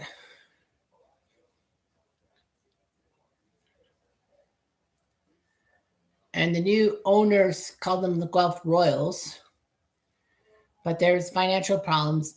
And Kitchener entrepreneur Eugene George was approached by the Rangers of moving the team to Kitchener because of a more stable junior environment. Of course, Guelph, that was where Roger Gilbert played when he had that injury on the ice cream container. So Guelph was relocated to Kitchener in 1963 and called themselves the Kitchener Rangers because of the New York Rangers. The sponsorship ended the team in 1967 with the expansion of the original 6 era. And so the Rangers gave Eugene George the team for $1, but then went private ownership. So he made it a community not-for-profit organization. Oh, they're talking about UC Holocaust. And they're showing some stats. He was a goalie? One time. Mike Frazier. Okay. That's funny. Our head coach. Too bad he doesn't have a wiki page. So anyway, yeah. So did all that. Blah, blah, blah, blah, blah. Well, didn't do well in the OHA in the first 3 seasons. They got to the OHA finals in 1966, losing to Oshawa and Bobby Orr. Oh, he saved it. Kitchener actually were the regular season champs, but fell to Toronto in the semis. And then in 1968, tops in the OHA, but lost the finals to Niagara Falls.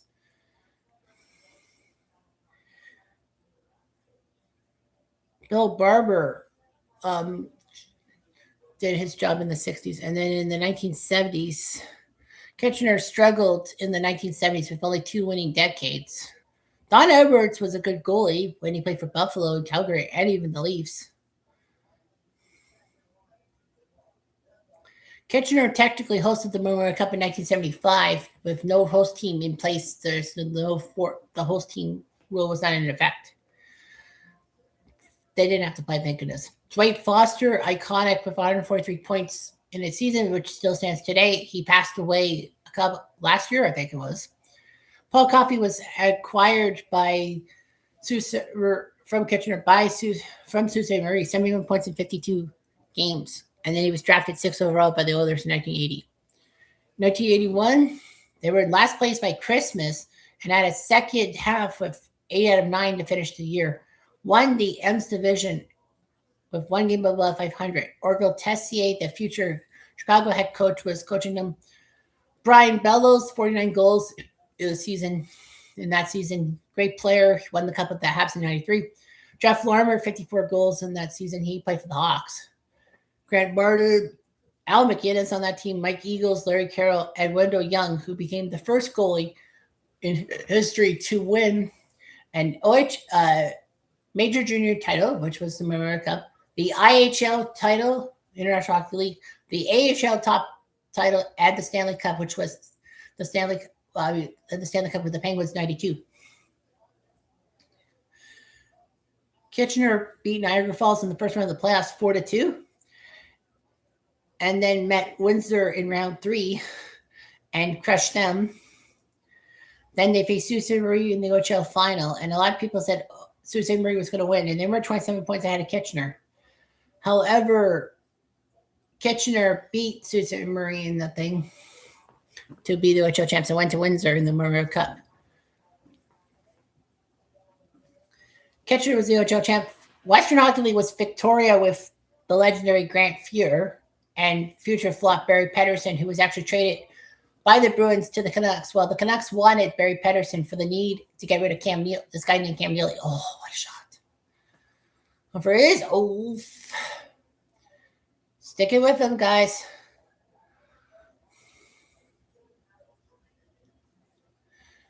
Shot, no. Oh. Still in the zone.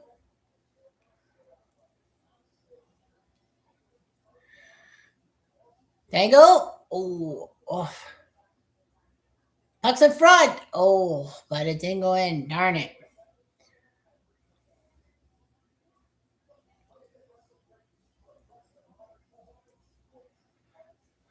And the Quebec team was Cornwall, with Doug Gilmore and Dale Hawerchuk on that team. Shoot. Oh. Kitchener would face Cornwall in the tournament final, but lost to Cornwall. 1982, Orville Tessier left to become the AHL coach with the New Brunswick Hawks, a.k.a. the Chicago organization, winning the AHL title. Joe Crozier came in, the Crow. They got Fells and Leiter and added Scott Stevens and Mike Huh, who would play for Quebec and Florida, among others. Remember 96? The lane. Oh, I should have shot the puck at the guys. Yeah, the tournament was held in Quebec. Was it Howland Hall, right? They won the set. 82 Rangers won the division, got the first round bye, and then beat Windsor 4 straight, and then faced Sault Ste. Marie and beat them in 5, and then beat Ottawa in the league final and won 4-0. Yes! Woo! Wooly! Atta boy! Oh, yes! Woo! Wooly bully!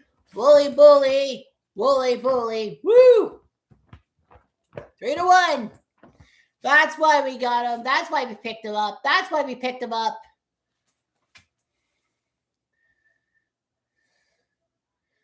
Kitchener didn't give up in the zone.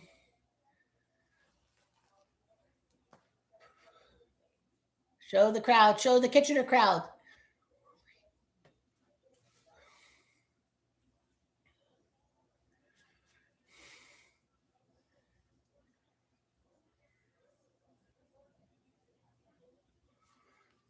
Wow. 140, right? Yeah, about 90. The magic number. 140. No, that's 100. Oh, sorry. Sorry, I'm just doing the minutes thing so that I can explain myself when I do the best of. Well, 3-1.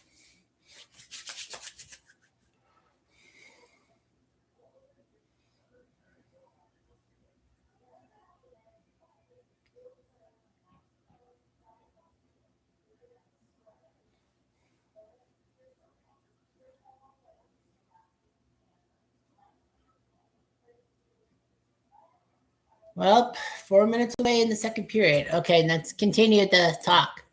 In the 1980s for the Kitchener Rangers, they beat Ottawa. They went to Hull for the Memorial Cup. They were original champs. Gerard Gallant was part of Quebec's Sherbrooke Castors. So the Beavers, I said, Castors are Beavers. So Sherbrooke is the team, and all that we beat. Okay, I knew it was a Quebec team, and it wasn't Hull, and the host thing wasn't there yet. Portland were trying to give America the Memorial Cup. Kitchener lost 10-4 to Sherbrooke. They beat Portland up 9-2. Scored 11. Brian Bell scored 11 seconds against Portland. Kitchener beat the Castors. Kitchener lost to Portland. But thanks to goals for against total, Rangers and Castors made it, and Bell scored 5 points, getting Kitchener the Memorial Cup 7-4. In 1983, when we were defending champs. We were second in the M's, beat North Bay, but lost to Sault Ste. Marie in the third round. In the 84 Memorial Cup, they were awarded the right to host the event in 1984. Kitchener were the top team in the OHL with 52 wins. Wayne Presley, future Blackhawk, and a few other teams with Sabres. There, John Tucker, future Tampa Bay Lightning, if memory serves me right, and Sabre. Tucker was the OHL's most outstanding player, and Sean Burr, future Detroit Red Wing, was Rookie of the Year, the OHL Rookie of the Year. At the end of the regular season, Kitchener swept London in the second round, beat Sault Ste. Marie in 7, and then lost to Ottawa in the OHL Finals 1984. So Kitchener was in. Ottawa were the OHL champs. They had Gary Roberts, the guy who came back after a frightening neck injury, and Gary Roberts could have screwed up, but him and his what they call fitness freak Darren Pang, Darren Pang, the color commentator for many teams like the Blackhawks and the Blues and the Coyotes. The Western Hockey League represented by Kamloops with Dean Evanson and Doug Bodger, a couple of awkward guys. Bodger was the guy that Pittsburgh traded to Buffalo for Tom Barrasso, and Quebec represented Laval by a 17-year-old Mario Lemieux, 133 goals in that season. Kitchener beat Laval 8-2. Laval couldn't do anything about it. Game 2, Kitchener had an 8-0 lead on Kamloops and almost lost, but they won. Kitchener faced Ottawa. Both were at 2-0. The winner got to go to the finals. The loser had to go to the semifinals. Kitchener beat them. Kitchener beat Ottawa 7-2, but lost the final 7-2. It was brutal. Kitchener would not do too badly. In 1989, they did win the M's division with Gus Worcester, who's passed away years ago, being the OHL Goal of the Year. But North Bay fucked us over. Okay. Got about 3:40 left. We'll set up the 1990 stuff in the third period. Got to focus here. Oh, no. I'm actually surprised they didn't shoot. They could have tried to shoot, and I think there were a couple of guys in front, but yeah, I think they screwed up. I think Everett screwed up by not shooting right away. Humphreys, I would have shot right away. I mean, if it doesn't go on net, fine, but you're putting the pressure on them. I'm actually surprised he hung on too long, or did he mishandle the puck? I know I have the ability to rewind and fast forward everything. Oh, they call it icing. So they're going to probably take a look at it. Why he didn't take the shot. I was actually shocked. Let's see. He had the lane. Oh, yeah. There were two Kitchener Rangers guarding him. That's why. There were two Rangers between him and Kirsch. That's why. He couldn't have the shot because there were two defenders there. Makes sense? Makes sense. Okay, yeah, that's why they didn't have the shot on target. Okay, whatever. 3-1. Come on, Kitchener, just end this thing. I know it's the second period.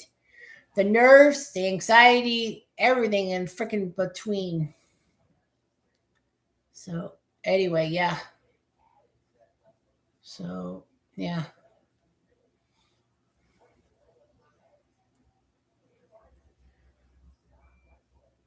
And he has to hold it. Okay. Yeah, I guess we got time for the 1990s, right? How many? Well, I've talked about 3 Memorial Cup things. Laura, Jeff, and Craig highlights and analysis.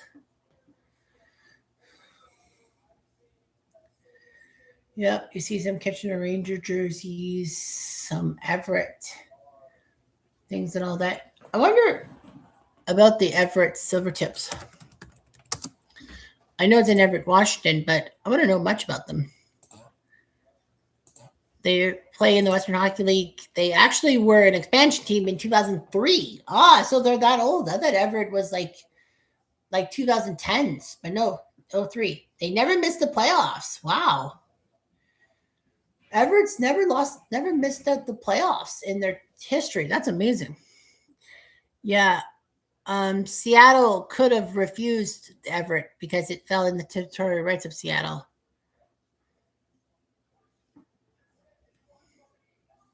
Yeah, Kevin Constantine. Um, they won 3 conference championships, 04, 2018, and 2026. Yeah, it's weird. Their first season, they actually went to the WHL final, but lost to Kelowna. No, they lost to Medicine Hat. That was amazing. It's kind of like the Vegas Golden Knights, because Vegas' first year in the NHL, they got to the final and lost. Okay, well, Carter Hart played for the Everett Silvertips. Well, everyone knows about Carter Hart and how in that sexual assault trial and how they got off because of the uncredibility of the witness. Personally, I mean, Carter Hart should face some repercussions from it. But I mean, he lost like 3 years of his NHL career because of the trial and all that. But yeah, Seattle and Seattle and Everett have a big battle and all that season by season. Yeah. First round draft picks: Peter Mueller, who went to the Coyotes; Zach Hamill, who went to Boston; Ryan Murray, who went to Columbus; Marco Mueller, first round pick to San Jose; and Carter Bear was drafted 13th by Detroit. Alumni. Who else? Connor DeWar, Landon Ferraro, Ray Ferraro's son. Rado Gudas. Oh, man, Leaf fans hate that guy. Zach Hamill, Carter Hart, Leland Irving, Jujhar Khaira, Peter Mueller, Ryan Murray, Nikita Sherbak, and Dustin Wolf. Mitch Love retired number 2. Was he it? I don't know why his number was retired. Yeah, so yeah, that's the team that Carter Hart played for. Yeah, I thought Carter Hart was in. Okay, guys, last minute of the second period. Make it count. O'Reilly didn't have the shot. Oof.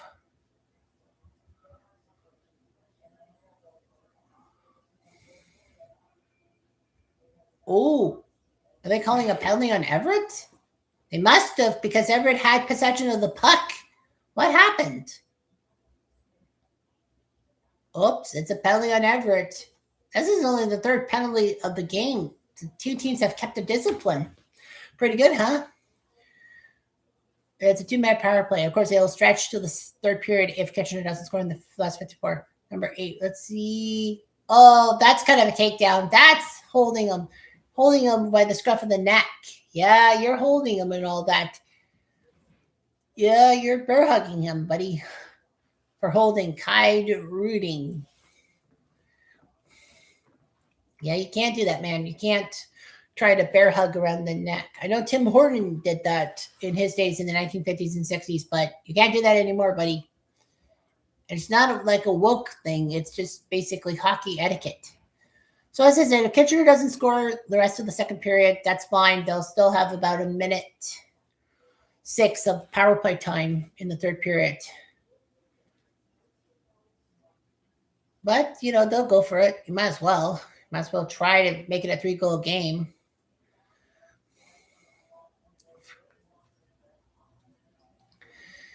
Oops, brutal. Ooh. Oh, thank goodness that Cam Reed was there, because that could have been a breakout for Everett. 13 seconds left. Yep. Oh, shot. Ah. And he slipped. Oh, they're going to go penalty. Yeah, he hit him. Yeah, O'Reilly was down on the ice and he hit him. Well, it was down. Yeah, 19 is pissed. He's pissed. Well, he had that goal taken away. Yeah, nice job by O'Reilly, but yeah, he got pushed by 19. Yeah, you cross-checked him in the back after he fell. That was not going to be a penalty. Okay, he fell, and then the fuck were you thinking? And all that. Why would you cross-check the guy? It's not going to be a penalty. You were going to be in the clear. Yeah, you knocked him down fine, and then you chop him. What the heck? That's undisciplined from Everett. Yeah, it's a penalty. The referee was right freaking there, Chance. So it's going to be a 2-man advantage for a minute 8. There's no way they're going to score in 2 seconds of the last 2 seconds. But a 2-man advantage for a minute and 6 seconds. That's pretty impressive coming into the third period. So, yeah. So I'm going to just play Club Pogo for a little bit. Oh, yeah, wait a minute. I can do that. I don't have to have my audio on. All that, right? So, well, yeah, that's right. I can mute the stream while I play Club Pogo and just do some. Yeah, but you know what? I've done this. I can't go back because I'm doing this thing. I can't cheat. Yeah. I'll just make some offhand comments and all that during the intermission. Boy, I'm so excited. 20 minutes away from certain happiness. But I know my damn luck, so I cannot get complacent. Do not be complacent, Diamond. Do not be complacent. Wonder what my mom would say. I know, kind of good for me that my mom doesn't really take ownership, doesn't take anything with my streams and all that. I don't think she really knows. But it's not like I'm a professional. I wish I was a professional, because then, I could make bank. But I usually never make bank anyway, because my videos have a lot of profanity in it. Despite what you think, I'm not a choir boy by any freaking stretch. And you could take that to the bank. Yeah. Man. The next few, because I have to go to work tomorrow, but the worst part is I have to be off Tuesday. It's not because of my work schedule. It's because Tuesday, guess what I have to do?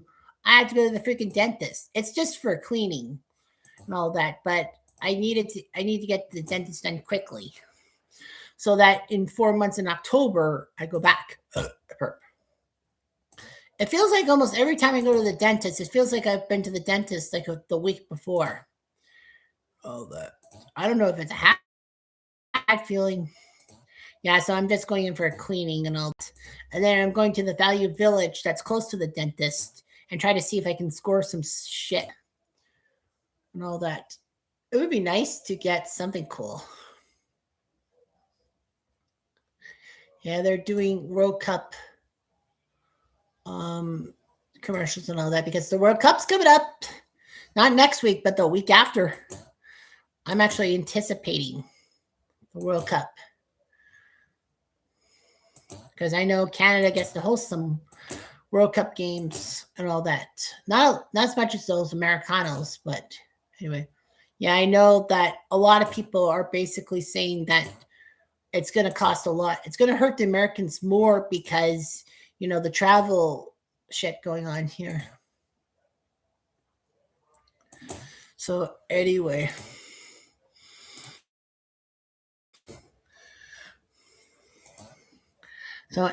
Yeah.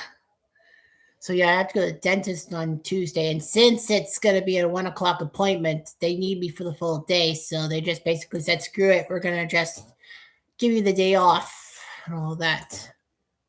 Hopefully, nothing bad happens on my day off that I panic. I do have a tendency to panic on many occasions for things, so I got to keep a level head. Easier said than done when it comes to me and all that. Because you know me. Yeah, if you know me too well, you know that I'm going to be nervous.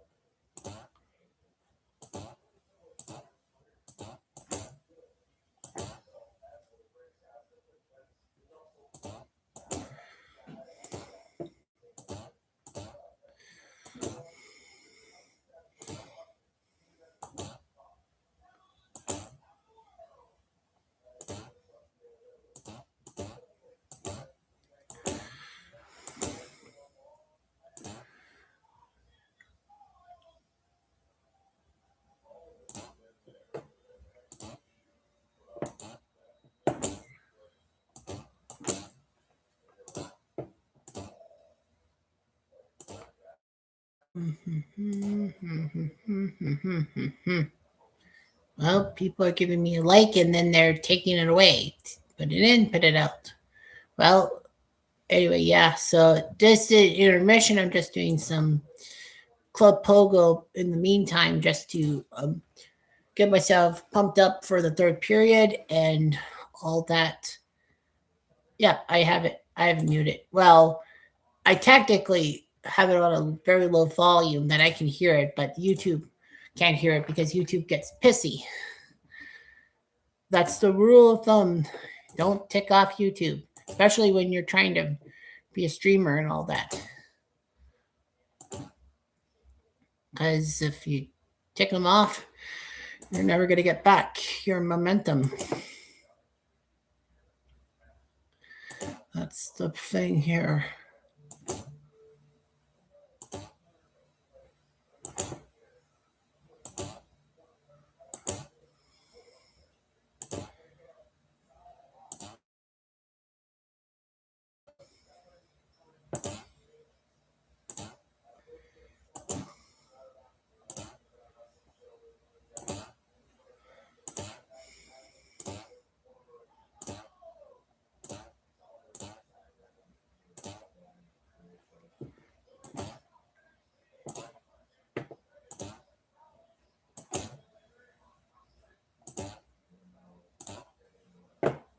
Anyway, yeah.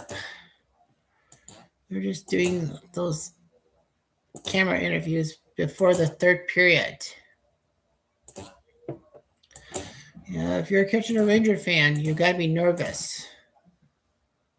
Because if you are nervous, because, you know, you may have a 2-goal lead, but 2-goal leads sometimes don't equate to titles. That's the problem.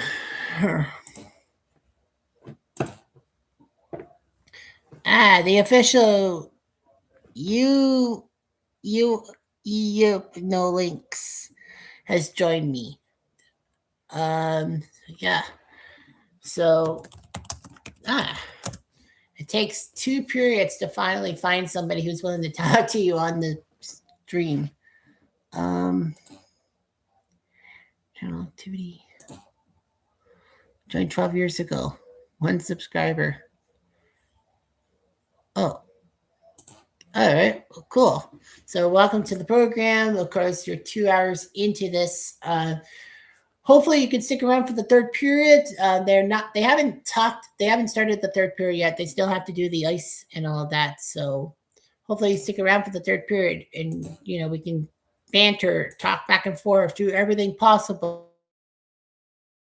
Anyway, yeah, so just type in the chat how you want your channel to be, how you want it to be pronounced, like how you pronounce the channel name or what you want to be referred to as, because then I will definitely help you out and all that.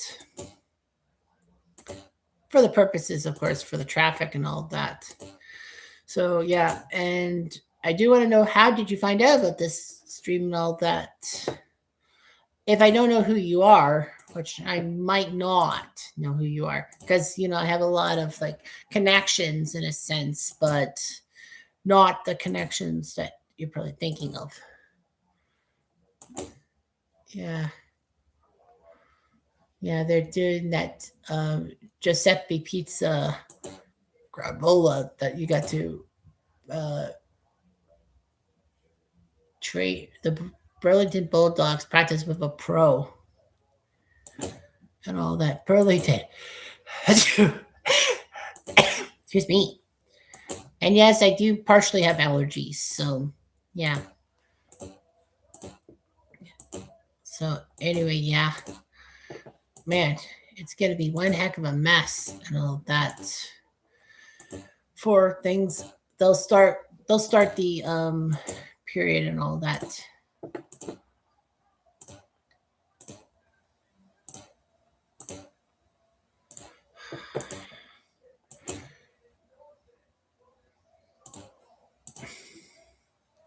So anyhow, yep. Chase is on. I don't know what stadium that guy in the Canadian Superstars. That's not Kitchener. I know that for a fact. Man, if you can only see how nervous I am. Well, I guess you can kind of see how nervous I am because I know I'm playing Club Pogo in between periods, but you can still see my face, my facial hair. Don't worry, the facial hair will come off tomorrow. Will come off before work tomorrow. Like it's the Kitchener Rangers playoff beard, and since Kitchener, um, and all that, regardless of what happens, it's going to come off because ever since the first playoff game, I scrubbed this and all that. I haven't had the urge to cut everything. I even cut my toenails or my fingernails. Well, I cut them at the end of the month anyway, and today is the final day of the month, so anyway, wouldn't matter.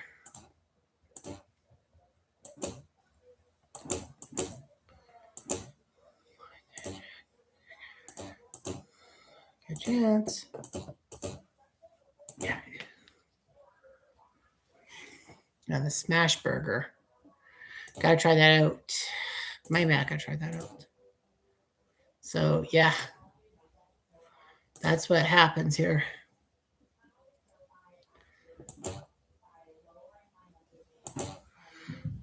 You know how it is.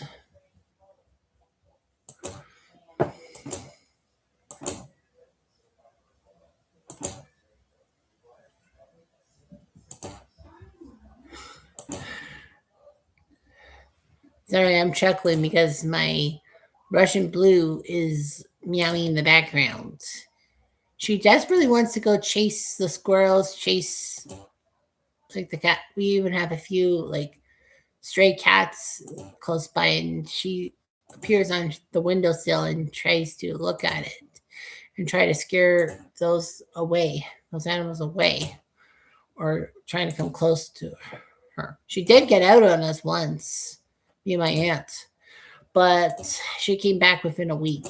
I know she did not come back pregnant because she was fixed anyway, so it doesn't matter. Up here comes trouble. You could probably hear her on my floor. I wonder if she's going to try to be a pain in the arse. Gotcha. Aha. Gotcha. Well, this is the pain in the ass. You're on camera. You're on camera, young lady. You're on camera. I know, I'm holding a black cat. Well, she's blackish gray. She doesn't give me bad luck. I always have bad luck anyway. You better not be causing me bad luck, young lady. Maybe I should not have picked her up, but whatever. Oh, it's a two-man power play. Two-man advance for Kitchener.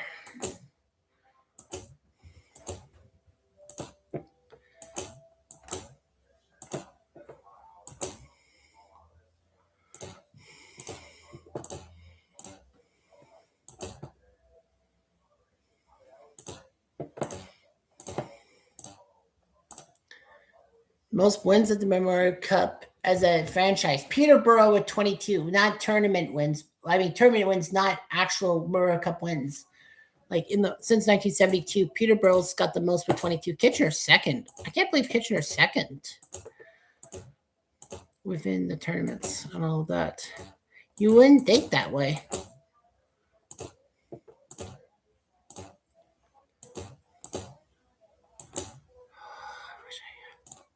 Well, the two-man advantage. Now we got to see how this pans out. Volume on. Okay. Just take it easy, guys. Yes! Are you freaking kidding me? Right off the bat.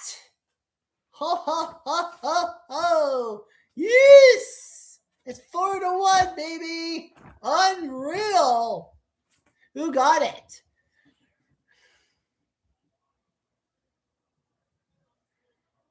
Watch, he's all by himself. Oh, nope. Pridham got the goal. Yeah, see, Edwards was way in front, but it didn't go to Edwards. It went to Pridham, and he put it in the net. I think that Edwards was a decoy. 5-hole for Pridham. Atta boy. Oh, my goodness gracious, 6 alive. It's 4-1. Kitchener still is on the power play, even though that was a two-man power play. One of them is gone, so now it's 5-on-4 for 123. Holy smokes, right off the bat, first minute of the period. Okay, just take it easy, guys. Just take it easy. Just take it easy. You have a minute of 5-on-4. You don't have to. Pridham's 5th from O'Reilly and Reed. Okay, you don't have to take the shot. The shot, stop, rebound. Oh, it's in! It's in! It went off the goalie and in. That's 5. And O'Reilly's going to get credit. Oh, my goodness. What a two-man advantage. Wow. Holy shit. Are you for real? Are you for freaking real? That was just a bad break, I'll be honest with you. I think it was off the defenseman. I think it was off number 5. Oh, yeah, it was off his skate. Oh, you hate to see that, even though that's an opponent. That was just freaking tough. And there's the Kitchener Memorial Auditorium going bonkers. The auditorium going bonkers. I'm actually surprised. I thought it would be sold out. But again, I guess the food lines.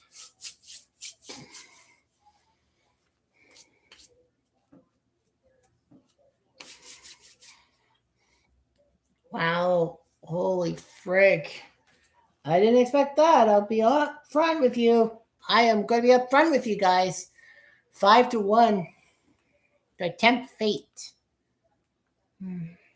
I might try to tempt fate.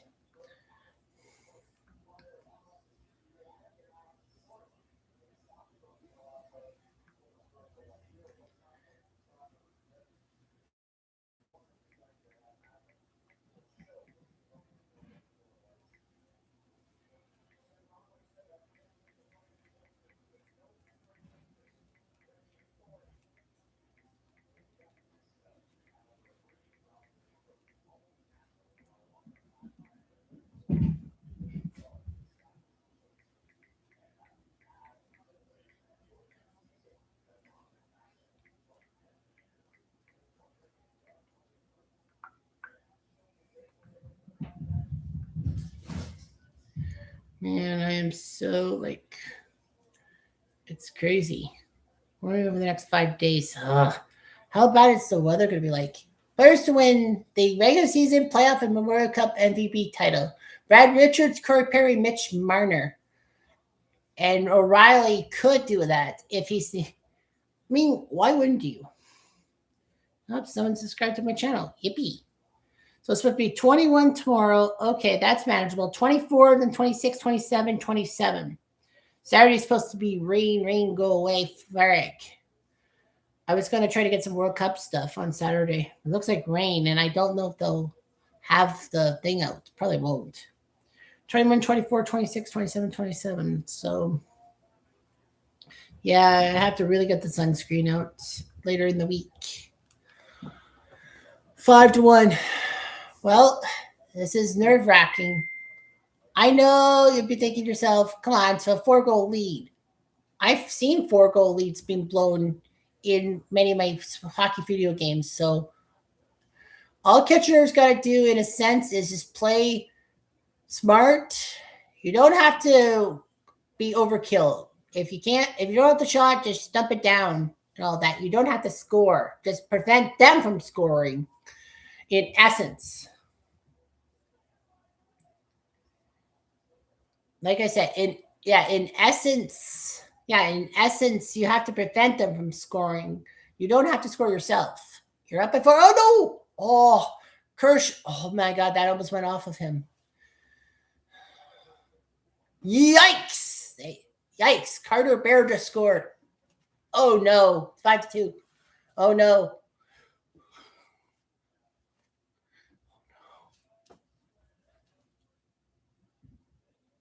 Ugh. Well, good thing he deflected it, but Everett still had a shot. And tic-tac goal, Carter Bear, the Detroit pick. Why didn't you pick him up? Frig. Well, that goal count. That was too easy. 5-2. Frig. I just got to stay calm on this one. Like, if we give up one more goal, fine. That's fine. I mean, if we do 1 or 2 more, that'd be great. In essence. From Maton and then DuPont. Carter Bear is a good player. I mean, he had the big hype. He's a Detroit Red Wing guy. I feel so bad for Red Wing fans because the Detroit Red Wings, ever since they moved from Joe Louis Arena to Little Caesars, aka the Pizza Box, they have never been to the Stanley Cup playoffs, which is shocking. I think they have the longest cup drought, playoff drought, now that Buffalo has lost. The Buffalo fans for the first time in 15 years in the playoffs. Like, when Buffalo made the playoffs in 2026, this year, it was the first time since 2011 they made the playoffs. And freaking Sellers was still a thing. I was working at Sellers in 2011. That's how bad it was. Like, after Sellers, I worked at Target and then had freelancing for 4 years and then went to Sheridan Nurseries, and then to Shoppers Drug Mart, and then now with Canadian Tire for 6 years. So anyway, yeah. Shoot. Oh, yeah, that would be nice to get that 1 goal back, make it 6-2 and make it a little more breathing room.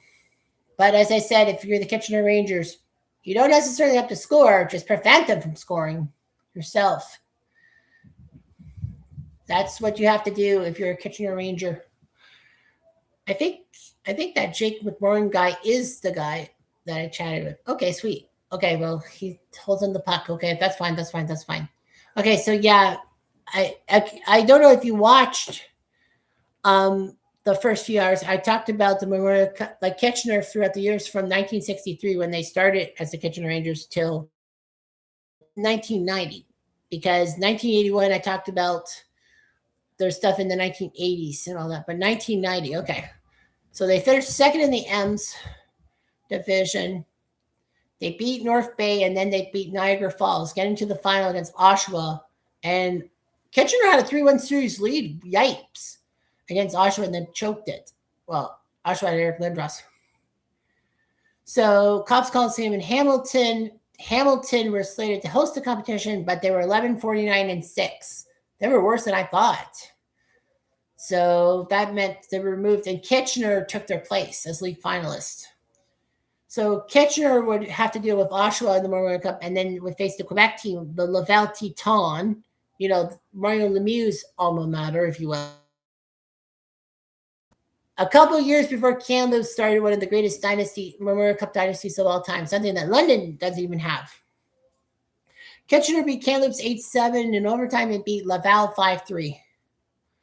And then they had to play Oshawa. They had to play to a finish because the winner of that round-robin game got to go to the final. And Oshawa won in double overtime. Kitchener had to play Laval in the semifinals, beat them 5-4, got to the final, but Oshawa won in double overtime. Bill Armstrong be the hero. The remainder of the decade was lackluster for Kitchener. Only 3 winning seasons from 1990 till 1999, 93, 96, and 97. They won the Central in 97 and beat Sarnia in round 2 and actually lost game 6 to Oshawa. They were not much. So anyway, Peter DeBoer, prior to the 2001 season, was named head coach, and he was the good guy with Plymouth. They put up 35 wins and would be swept by Guelph, the team that's hosting next year's Memorial Cup. And then in 2003, Steve Spott, a former assistant to Peter DeBoer, was brought in to be the assistant. And Kitchener in 2003 had Mike Richards, future icon for the Flyers and Kings, Derek Roy, great play for Buffalo and Edmonton, as I talked about, Gregory Campbell, great penalty killer for Boston and Florida, and David Clarkson, who was great for the Devils, and the Leafs just had to give him a contract that he didn't deliver. They started off 0-3-1, but then they rebounded, winning 46 games, losing 14, 5 ties, and 3 overtime losses, winning the Midwest Division, making a franchise best 46 wins. They faced Sault Ste. Marie in the first round, swept them in 4. Then they took on Guelph in round 2, beat them in 5. Round 3 saw them face Plymouth, and Plymouth was up 3-2 on a goal by Kitchener native Jimmy Gangong, but Kitchener won game 6 and 7. Got to the NHL finals against Ottawa. Ottawa won game 1 in overtime, but lost the next 4. Derek Roy was named the MVP of the playoffs. Then Kitchener got to go to the Memorial Cup in Quebec City, representing Ontario. Western Hockey League, Kelowna Rockets. Yeah, Kelowna was there 2003 with Duncan Keefe and Shea Weber on the back line. That's big. Duncan Keefe in the Hall of Fame from Chicago, and Shea Weber, Nashville/Montreal icon. The Hall Olympique, alongside Quebec City, were in the thing. Max Talbot for Hall. Quebec didn't really have any NHL icons. Kitchener beat all 3 teams to make the final, and then faced off against Hall and won 5-3. 6-3, sorry. And then the following season, Kitchener had a modest record and fell to Plymouth. And then they faced London in the 3rd round in 2005, but couldn't handle them.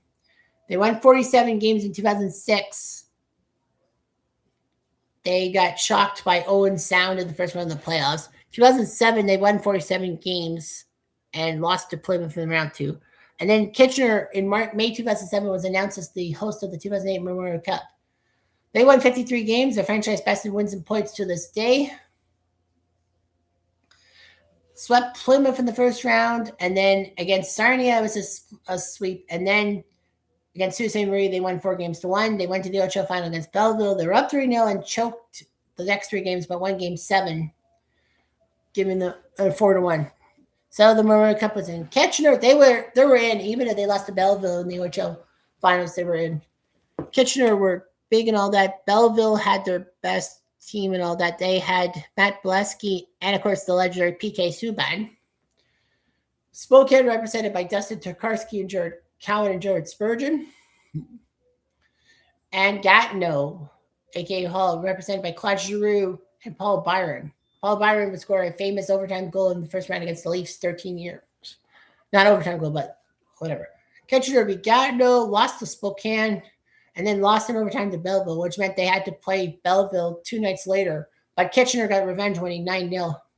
Spokane won 4-1. And then the Memorial Cup got broken. Peter DeBoer was hired to be Florida's head coach, and Kitchener basically took a step back because of things. In 2010, with Steve Spott in his second season as the club, 42 wins. They actually shocked London in game 7 of the second round, got to the conference finals against Windsor. They were up 3-0 and got reverse swept by Windsor. Windsor would go on to win back-to-back Memorial Cups. Where's the puck? And then, Kitchener was part of an incident, not an innocent incident by purpose, but on October 30th, 2009, Ben Finale was actually hit by from behind by an overage forward from Erie called Michael Lambus at high speed behind the Rangers' net. It occurred with such force that Finelli's helmet flew off before his head struck a glass partition of the Samboni entrance. He would have a fractured skull and an orbital bone and put in intensive care, but was released from Hamilton. Lambus was given a massive suspension for the rest of the season in the playoffs. Finelli actually came back after 2 years, which was shocking. In 2010, they won 42 games thanks to Jeff Skinner and Jerry Moran's stuff. I know, we already knew that. And all that. Yeah, we already knew that. Let's see here. 2012, they lost the conference.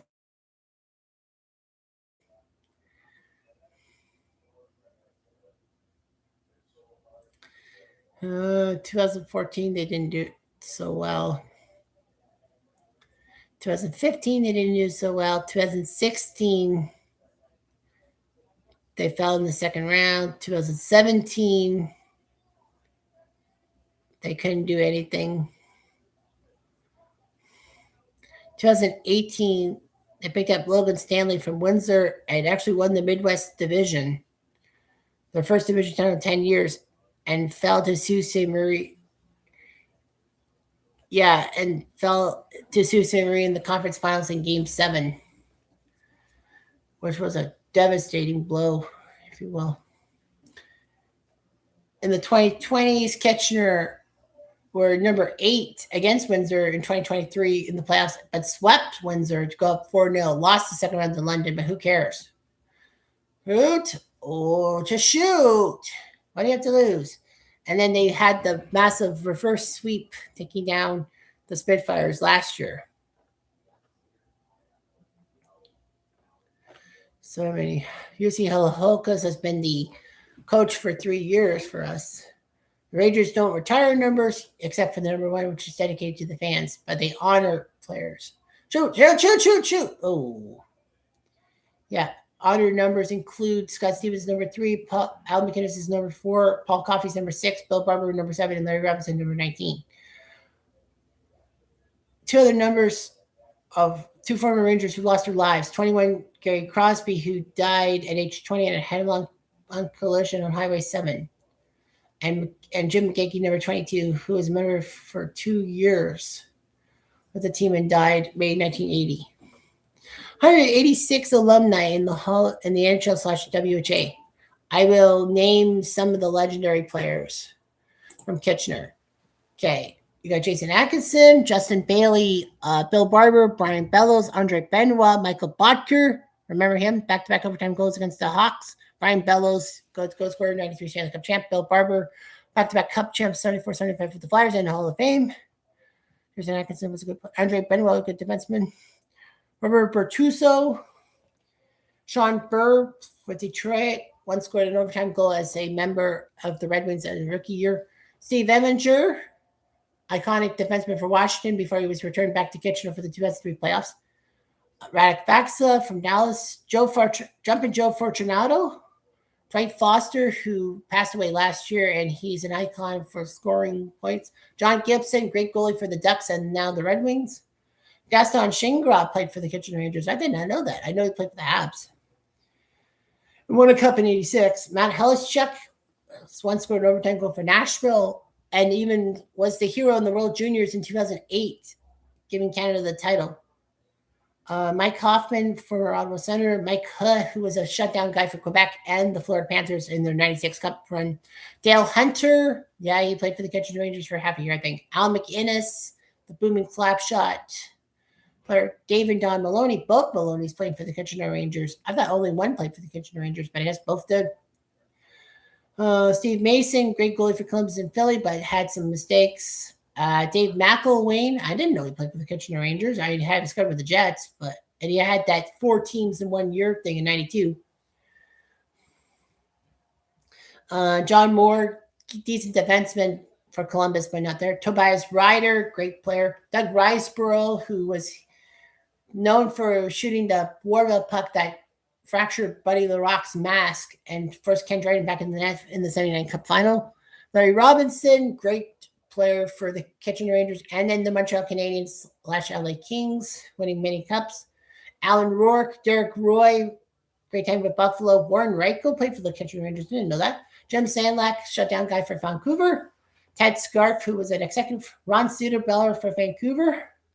Sean Shanahan, who was part of one of the worst trades in NHL history, going from Montreal to Colorado for a first-round pick in 1980, which ended up being the number one pick that Montreal whiffed on and didn't take Dennis Savard. They took Wickenheiser. David Shaw, great defenseman for the New York Rangers. Jeff Skinner, great Carolina icon and all that. Nick Spaulding, Nashville guy. Steve Spott, who became the coach of the Kitchener Rangers. Scott Stevens and his brother Mike. Well, Scott Stevens, all his career, great player, known for his producing hits as a member of the Devils. Shane Stevenson, massive flop.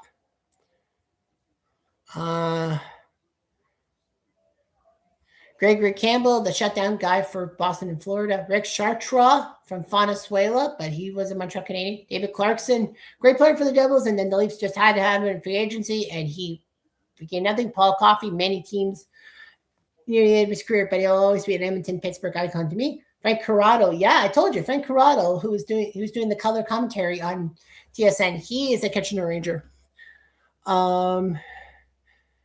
Peter DeBoer, yep. Boyd Devereaux, shutdown defender, offensive player. I think he won a couple of World Junior titles and all that. That's how I remember. I know the Leafs had him for a little bit. Shelbert Dion, Marcel Dion's brother. He played for the Kitchener Rangers. He once scored an overtime goal against Buffalo in 93. Steve Downey, who was more of a goon, if you will. Mike Eagles, Don Edwards, great goalie for the Buffalo Sabres, among others. Robbie Irons, who had 3 minutes in the NHL as a goalie with the St. Louis Blues. Nazem Kadri, who's still in the NHL with Colorado right now, but great player too. He was too problematic for the Leafs in the playoffs, always getting dumb penalties. Peter Kanko, known for his multicolored mohawk. Jakob Kindo. Nick Kiprios played for the Kitchener Rangers. I didn't know that. Boy, though, things you know, you think you know, but you don't know. So, yeah.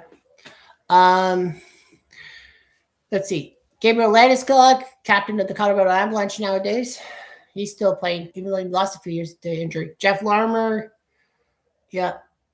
Josh Levo. Don Luce. Don Luce is loose for the Buffalo Sabres in the 70s. Jeremy Moran. Ooh, collision. Ryan Murphy, who was a good defenseman, who I was pissed off, didn't make the Canadian World Junior teams. Jerry O'Flaherty. Serge Paillet, good guy for Florida. Walt Pundaby. I know I have his card with the Devils, but I didn't know he was a Kitchener Ranger. Wayne Presley, yeah, I have his card with Blackhawks. Paul Reinhart, good defenseman, once scored a hat trick in the Stanley Cup playoffs for the Vancouver Canucks.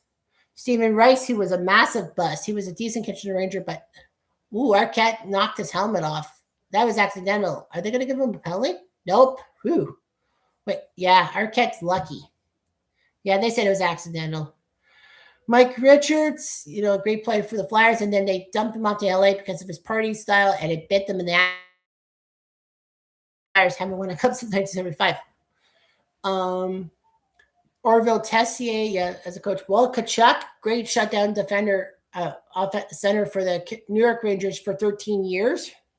He was co-captain of the Rangers in 1981, not the Kitchener Rangers, New York Rangers. Mike Torchia, good goalie in the OHL, but terrible goalie elsewhere. John Tucker, who played for Buffalo and Tampa, among others. Boris Velovic, who played for the Thrashers. Todd Warner was a Kitchener Ranger. I didn't know that. When relief. Yannick Weber. Craig Lannon. I forgot about that. Yeah, I have his card with the Nordiques. And Wendell Young for being one of the few goalies to actually do something. Yeah. Yeah, he's won all 4 cups. The Memorial Cup, the IHL Championship, the AHL Championship, and the Stanley Cup. Sam O'Reilly won the most outstanding player in the OHL and the playoff MVP one. And Andidowski won the teammate of the year. Jack Pridham was named the top overage player. Yep, Kitchener plays at the Memorial Auditorium, built in 1951, went through renovations in 2002 and 2008 because of the Memorial Cup.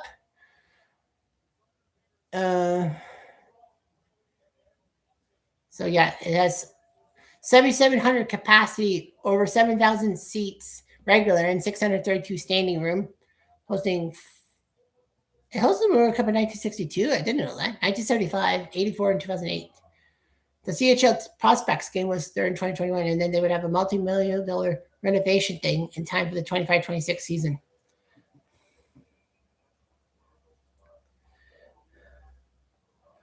Yep, season starts. Lots of great seasons in Kitchener Rangers history. So that's all you're going to know about the Kitchener Rangers and all that. So, yeah.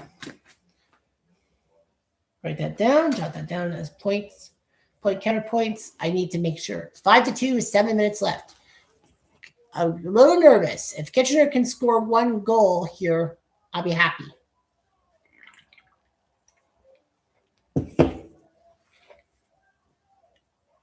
Oof. Oof.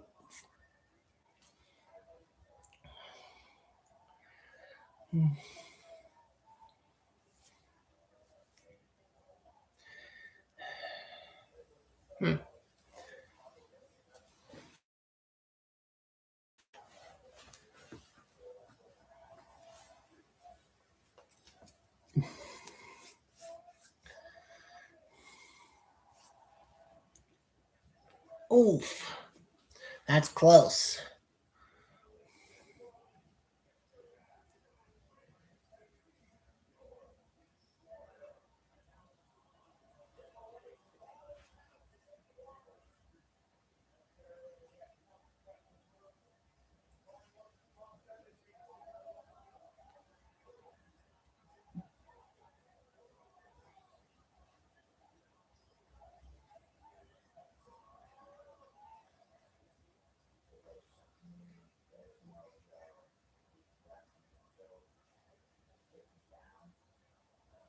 Oh. Well, if you can't score, just play the puck in their zone. Make Everett have to chase for it. A lot of people will probably say the TSN turning point was that rejected goal. Probably, but I mean, for me, it's got to be that 2-man advantage near the end of the second period. Oh, stop it, Kirsch. Now, Kitchener's got as many shots as Everett does now on net, which is pretty impressive. The way I look at it, Sam O'Reilly has to be named Memorial Cup MVP for Kitchener, and Christian Kirsch has to be named goalie of the tournament. The question on my mind is, does Edidovsky or whoever win the defenseman of the tournament? I doubt it highly, but you never know. Yeah, so 5-2. I call it the Olympic score because that was the exact score of the 2002 gold medal game, Canada and the United States. And in essence, this is Canada and the United States.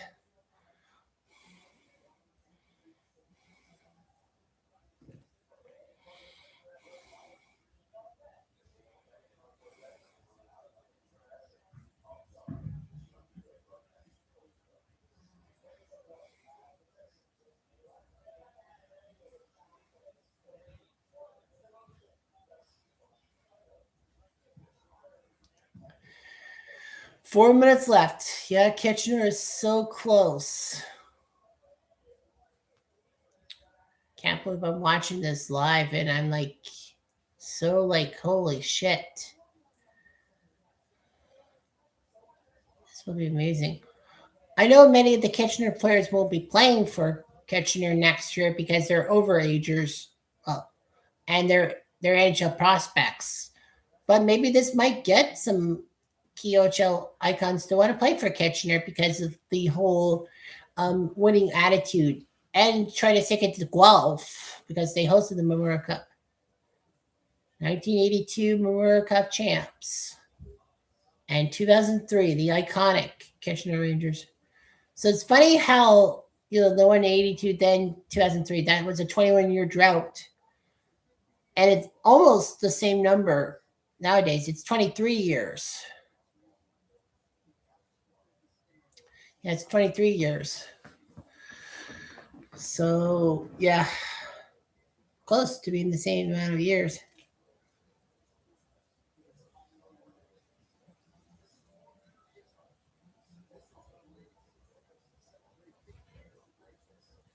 $50 of the CHL. I guess they kind of like 1975. I guess it's like the modern era.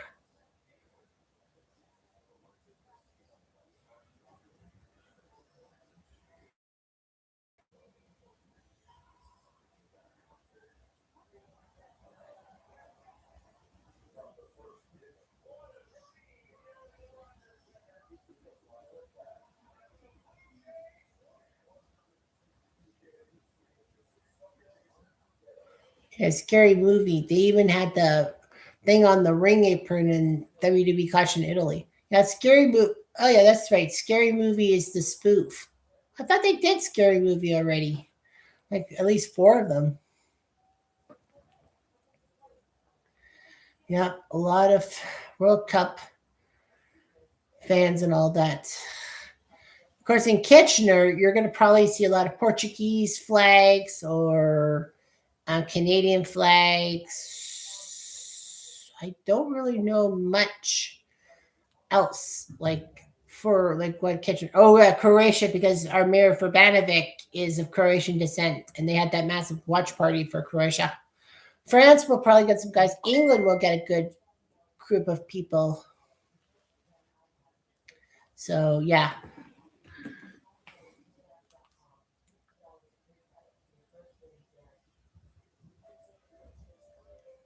yeah. Josh has projected my thing here. That's kind of stupid, don't you think? Rejecting me.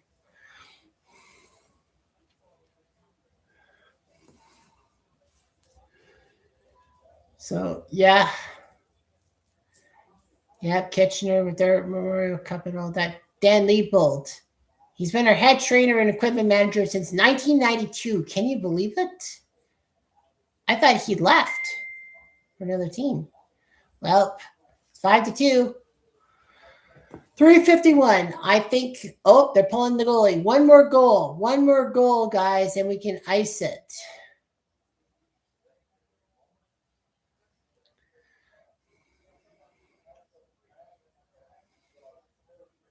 Puck down the ice. That should be dégagement refusé. That's icing. Stompin' Tom is singing. Must be the third period. Damn right. Up there's my good friend Tribe Fan, aka Tim Gillies, all the way from Ohio. Too bad Ohio has never had a major junior team in Canada and all that. I know Pennsylvania has with the Erie Otters. I know Michigan has with Flint and Saginaw. But yeah, I feel so bad for them. All of that. But yeah, Ohio is close to the Ontario border. But yeah, I wish all that. But yeah, Tribe. How good have the Tribe been? Like, I know the Jays actually were doing well, and then they freaking lost back to back this weekend. I don't know what Cleveland's like. Yeah, Toronto's dropped to 2 games below 500, and Cleveland. Well, the Cleveland's not bad. They're 7 games above 500, so they're doing okay. I say so. That would be too much to have an OHL team. Yeah, yeah, seven. Yeah, the Tribe were 7 games above 500. I wish the Jays were 7 games above 500. Frig. I know we have a lot of injuries, but still, I mean, Jeff Hoffman, I can't believe it. That game 7 blown save has basically he's lost his confidence. It's like pathetic. 320. Everett's got the empty net. Are you watching the game, Tim, or not? Up, flip down the ice. You don't have to score. That puck is definitely not going to cross the red line. That's definitely not icing. They don't necessarily have to score. They just have to prevent from being scored on, if essence. Yeah, the Jays took the first 2 against Baltimore. Oh, what a stop by Kirsch. All I need is to have win 79 games and I win money from a casino. Wait a minute, it's on the NHL Network, is it not? In the US, I know the NHL Network does this whole stuff. It ticks me off because the NHL Network is only in the States and not in Canada anymore. I mean, I loved the NHL Network when I was in Canada. They had classic series. They talk about all that stuff. They had classic games and all that. So, and then now, I guess it's American. I guess Sportsnet. It's on NHL. Yeah, that's what I thought. That's what I thought. I figured something was fishy. It's on NHL Network. I thought it'd be on Flow Hockey, but I guess not. But yeah, my goodness gracious. Yeah, so basically I got a couple of sports. I got a couple of things to tape. In essence, I got tape on demand the Sports Center and the Sports Center and Sportsnet connected to see what they have with Kitchener Rangers, all that. So yeah. Wow, 253 away from beating Everett. And I knew Everett was going to be a tough team because of all those prospects and how good they were in the Western playoffs and all that. I figured that's probably going to be, if Kitchener wins the Memorial Cup, they have to earn it against Everett. And yeah, 2 on Monday in the round robin, but yeah, the CFL will be back on CBS Sports Network. It's been there for a while. Flip the puck. This could be it. No, that's okay. That's okay. Just hit in their zone. You don't have to score for select games. Phooey. I wish that CBS Sportsnet would have the game. Oh, now what? Or are they calling offside? I guess they're calling offside. Okay, fair. Man, I was so nervous about it. I thought, oh, did I just jinx us? Like, I went to Wendy's and yeah, CFL Plus. Yeah. I dropped a Wendy's drink, like the Frosty Fizz or something, whatever they call it, the Frosty Freeze or something. I dropped that on Tuesday because I was grabbing burger there and all that, and had a couple of drinks, and then I dropped the Frosty Fizz. And I thought, oh, we jinxed it. Nope, they won't beat Chicoutimi. Phew. All right, flip it up, boys. You don't have to score. Remember, you just can't get scored on. 5-2. Well, the TSN turning point has got to be that 2-man power play, 2-man advantage at the end of the second period, especially that stupid Chance guy, number 19, with the cross-check to the back of O'Reilly when he was down. I mean, you weren't going to get penalized for it. There was no call. Hell, now what? Now remember, I can't have this full-blown on TV. We're getting penalty. It's Pridham. He's sitting in the box. Well, it'll be a 6-on-4. Yeah, that's a hook. Yeah, that's a hook. That's definitely a penalty for hooking. Well, 2-minute power play. Well, Everett has to score 3 goals in 103 seconds. So I wouldn't be too panicky. You know, you give up a goal, it's 5-3, and then all you got to do is sit back and not fuck up. Yeah, you can ice the puck trying for the empty net. That's actually true as well. You're right. I forgot about that. Like, oh, flip it. Oh, yeah, game over. Woo-hoo-hoo-hoo-hoo.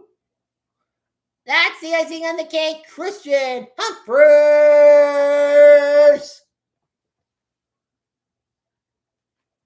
Well, I'll be damned. Touchdown, Kitchener. Well, touchdown, but no extra point.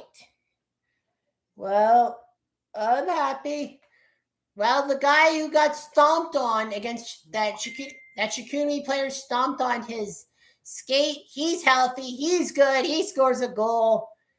And it'll tell the Chicoutimi player to, go blank himself. It's kind of strange. It's like Chicoutimi actually Chicoutimi was more competitive against Kitchener than freaking Everett, because Everett lost 6-2 on Monday in the round robin and 6-2 today. Well, it is 6-2 today, I guess. Oops, I'm being buzzed at. It's probably Josh, my buddy. It's a shorthanded goal and an empty net goal at the same time. His second from O'Reilly. The goal is in. They should put the backup in net. I mean, come on, give the backup at least a few minutes of Memorial Cup time because, he'll get on the score sheet for Everett. I would have done that. Yeah, Miller was just unbelievable in the Western Hockey League playoffs, and then he got exposed by Kitchener. All that. Yeah, they crushed Chicoutimi. I guess they were trying to. I was hoping not to play Chicoutimi again because I was thinking, well, that could turn ugly. 45 to go.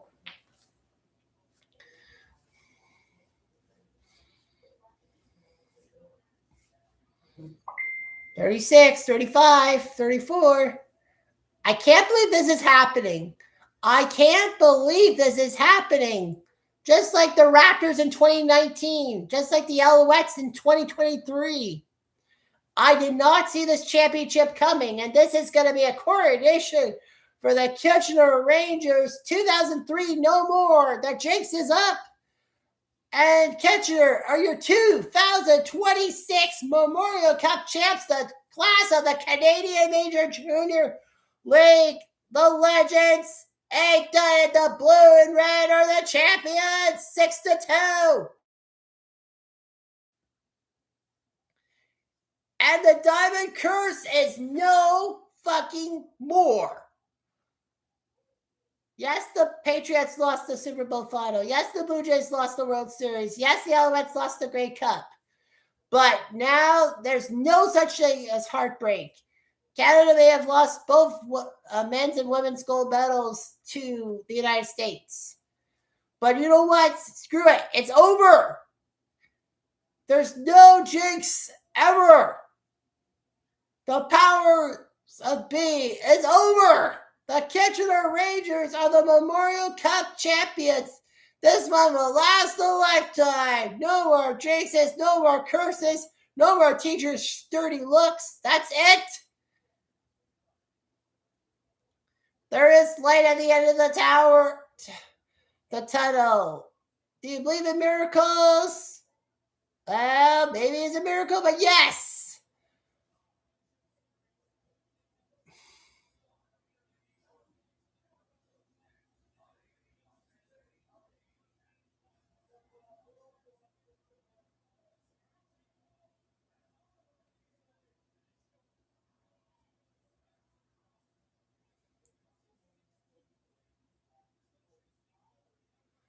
I can't believe it happened.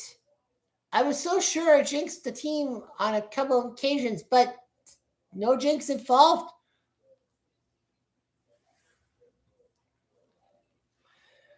Wow. Civic pride, people. Civic pride. Take pride in your city when you have a chance. If you don't, then get out of Dodge. The Kitchener Rangers are your Memorial Cup champions. And you got to feel for Everett. You really do. But in the end, it ends up being the Kitchener Rangers taking home the trophy. They'll have the cup presentation and all that. I got a few things I got to make sure to record, I guess. Oh, yeah, that's right. I got to put the TV back on. Yeah, I got to tape Sports Center. Well, I want to tape Sports Center with Jay Onright. Record. Just this episode. Confirm. They're recording a set, blah, blah, blah. Sportsnet. W22. Yeah, I'd rather do it with Jay Onright because, 4 a.m, there's not going to be anything. Just this episode, you're recording a set. So I got to watch my recordings when I can. So that's it. Well, obviously, I think I'll record the Kitchener Rangers at 6 o'clock. Might as well because, get all this stuff going on here.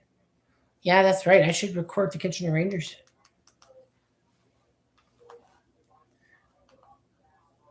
They don't have the Kitchener thing at 11:30. That's The Big Bang Theory. Fook.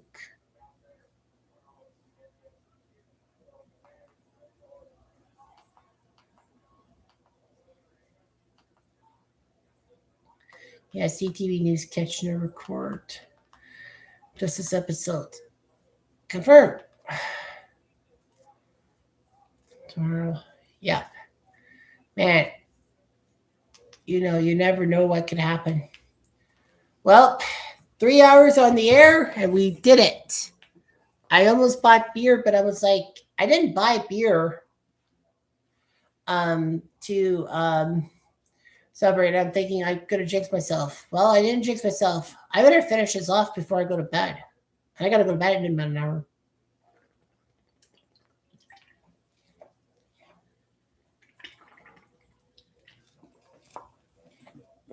Yeah, no need for that.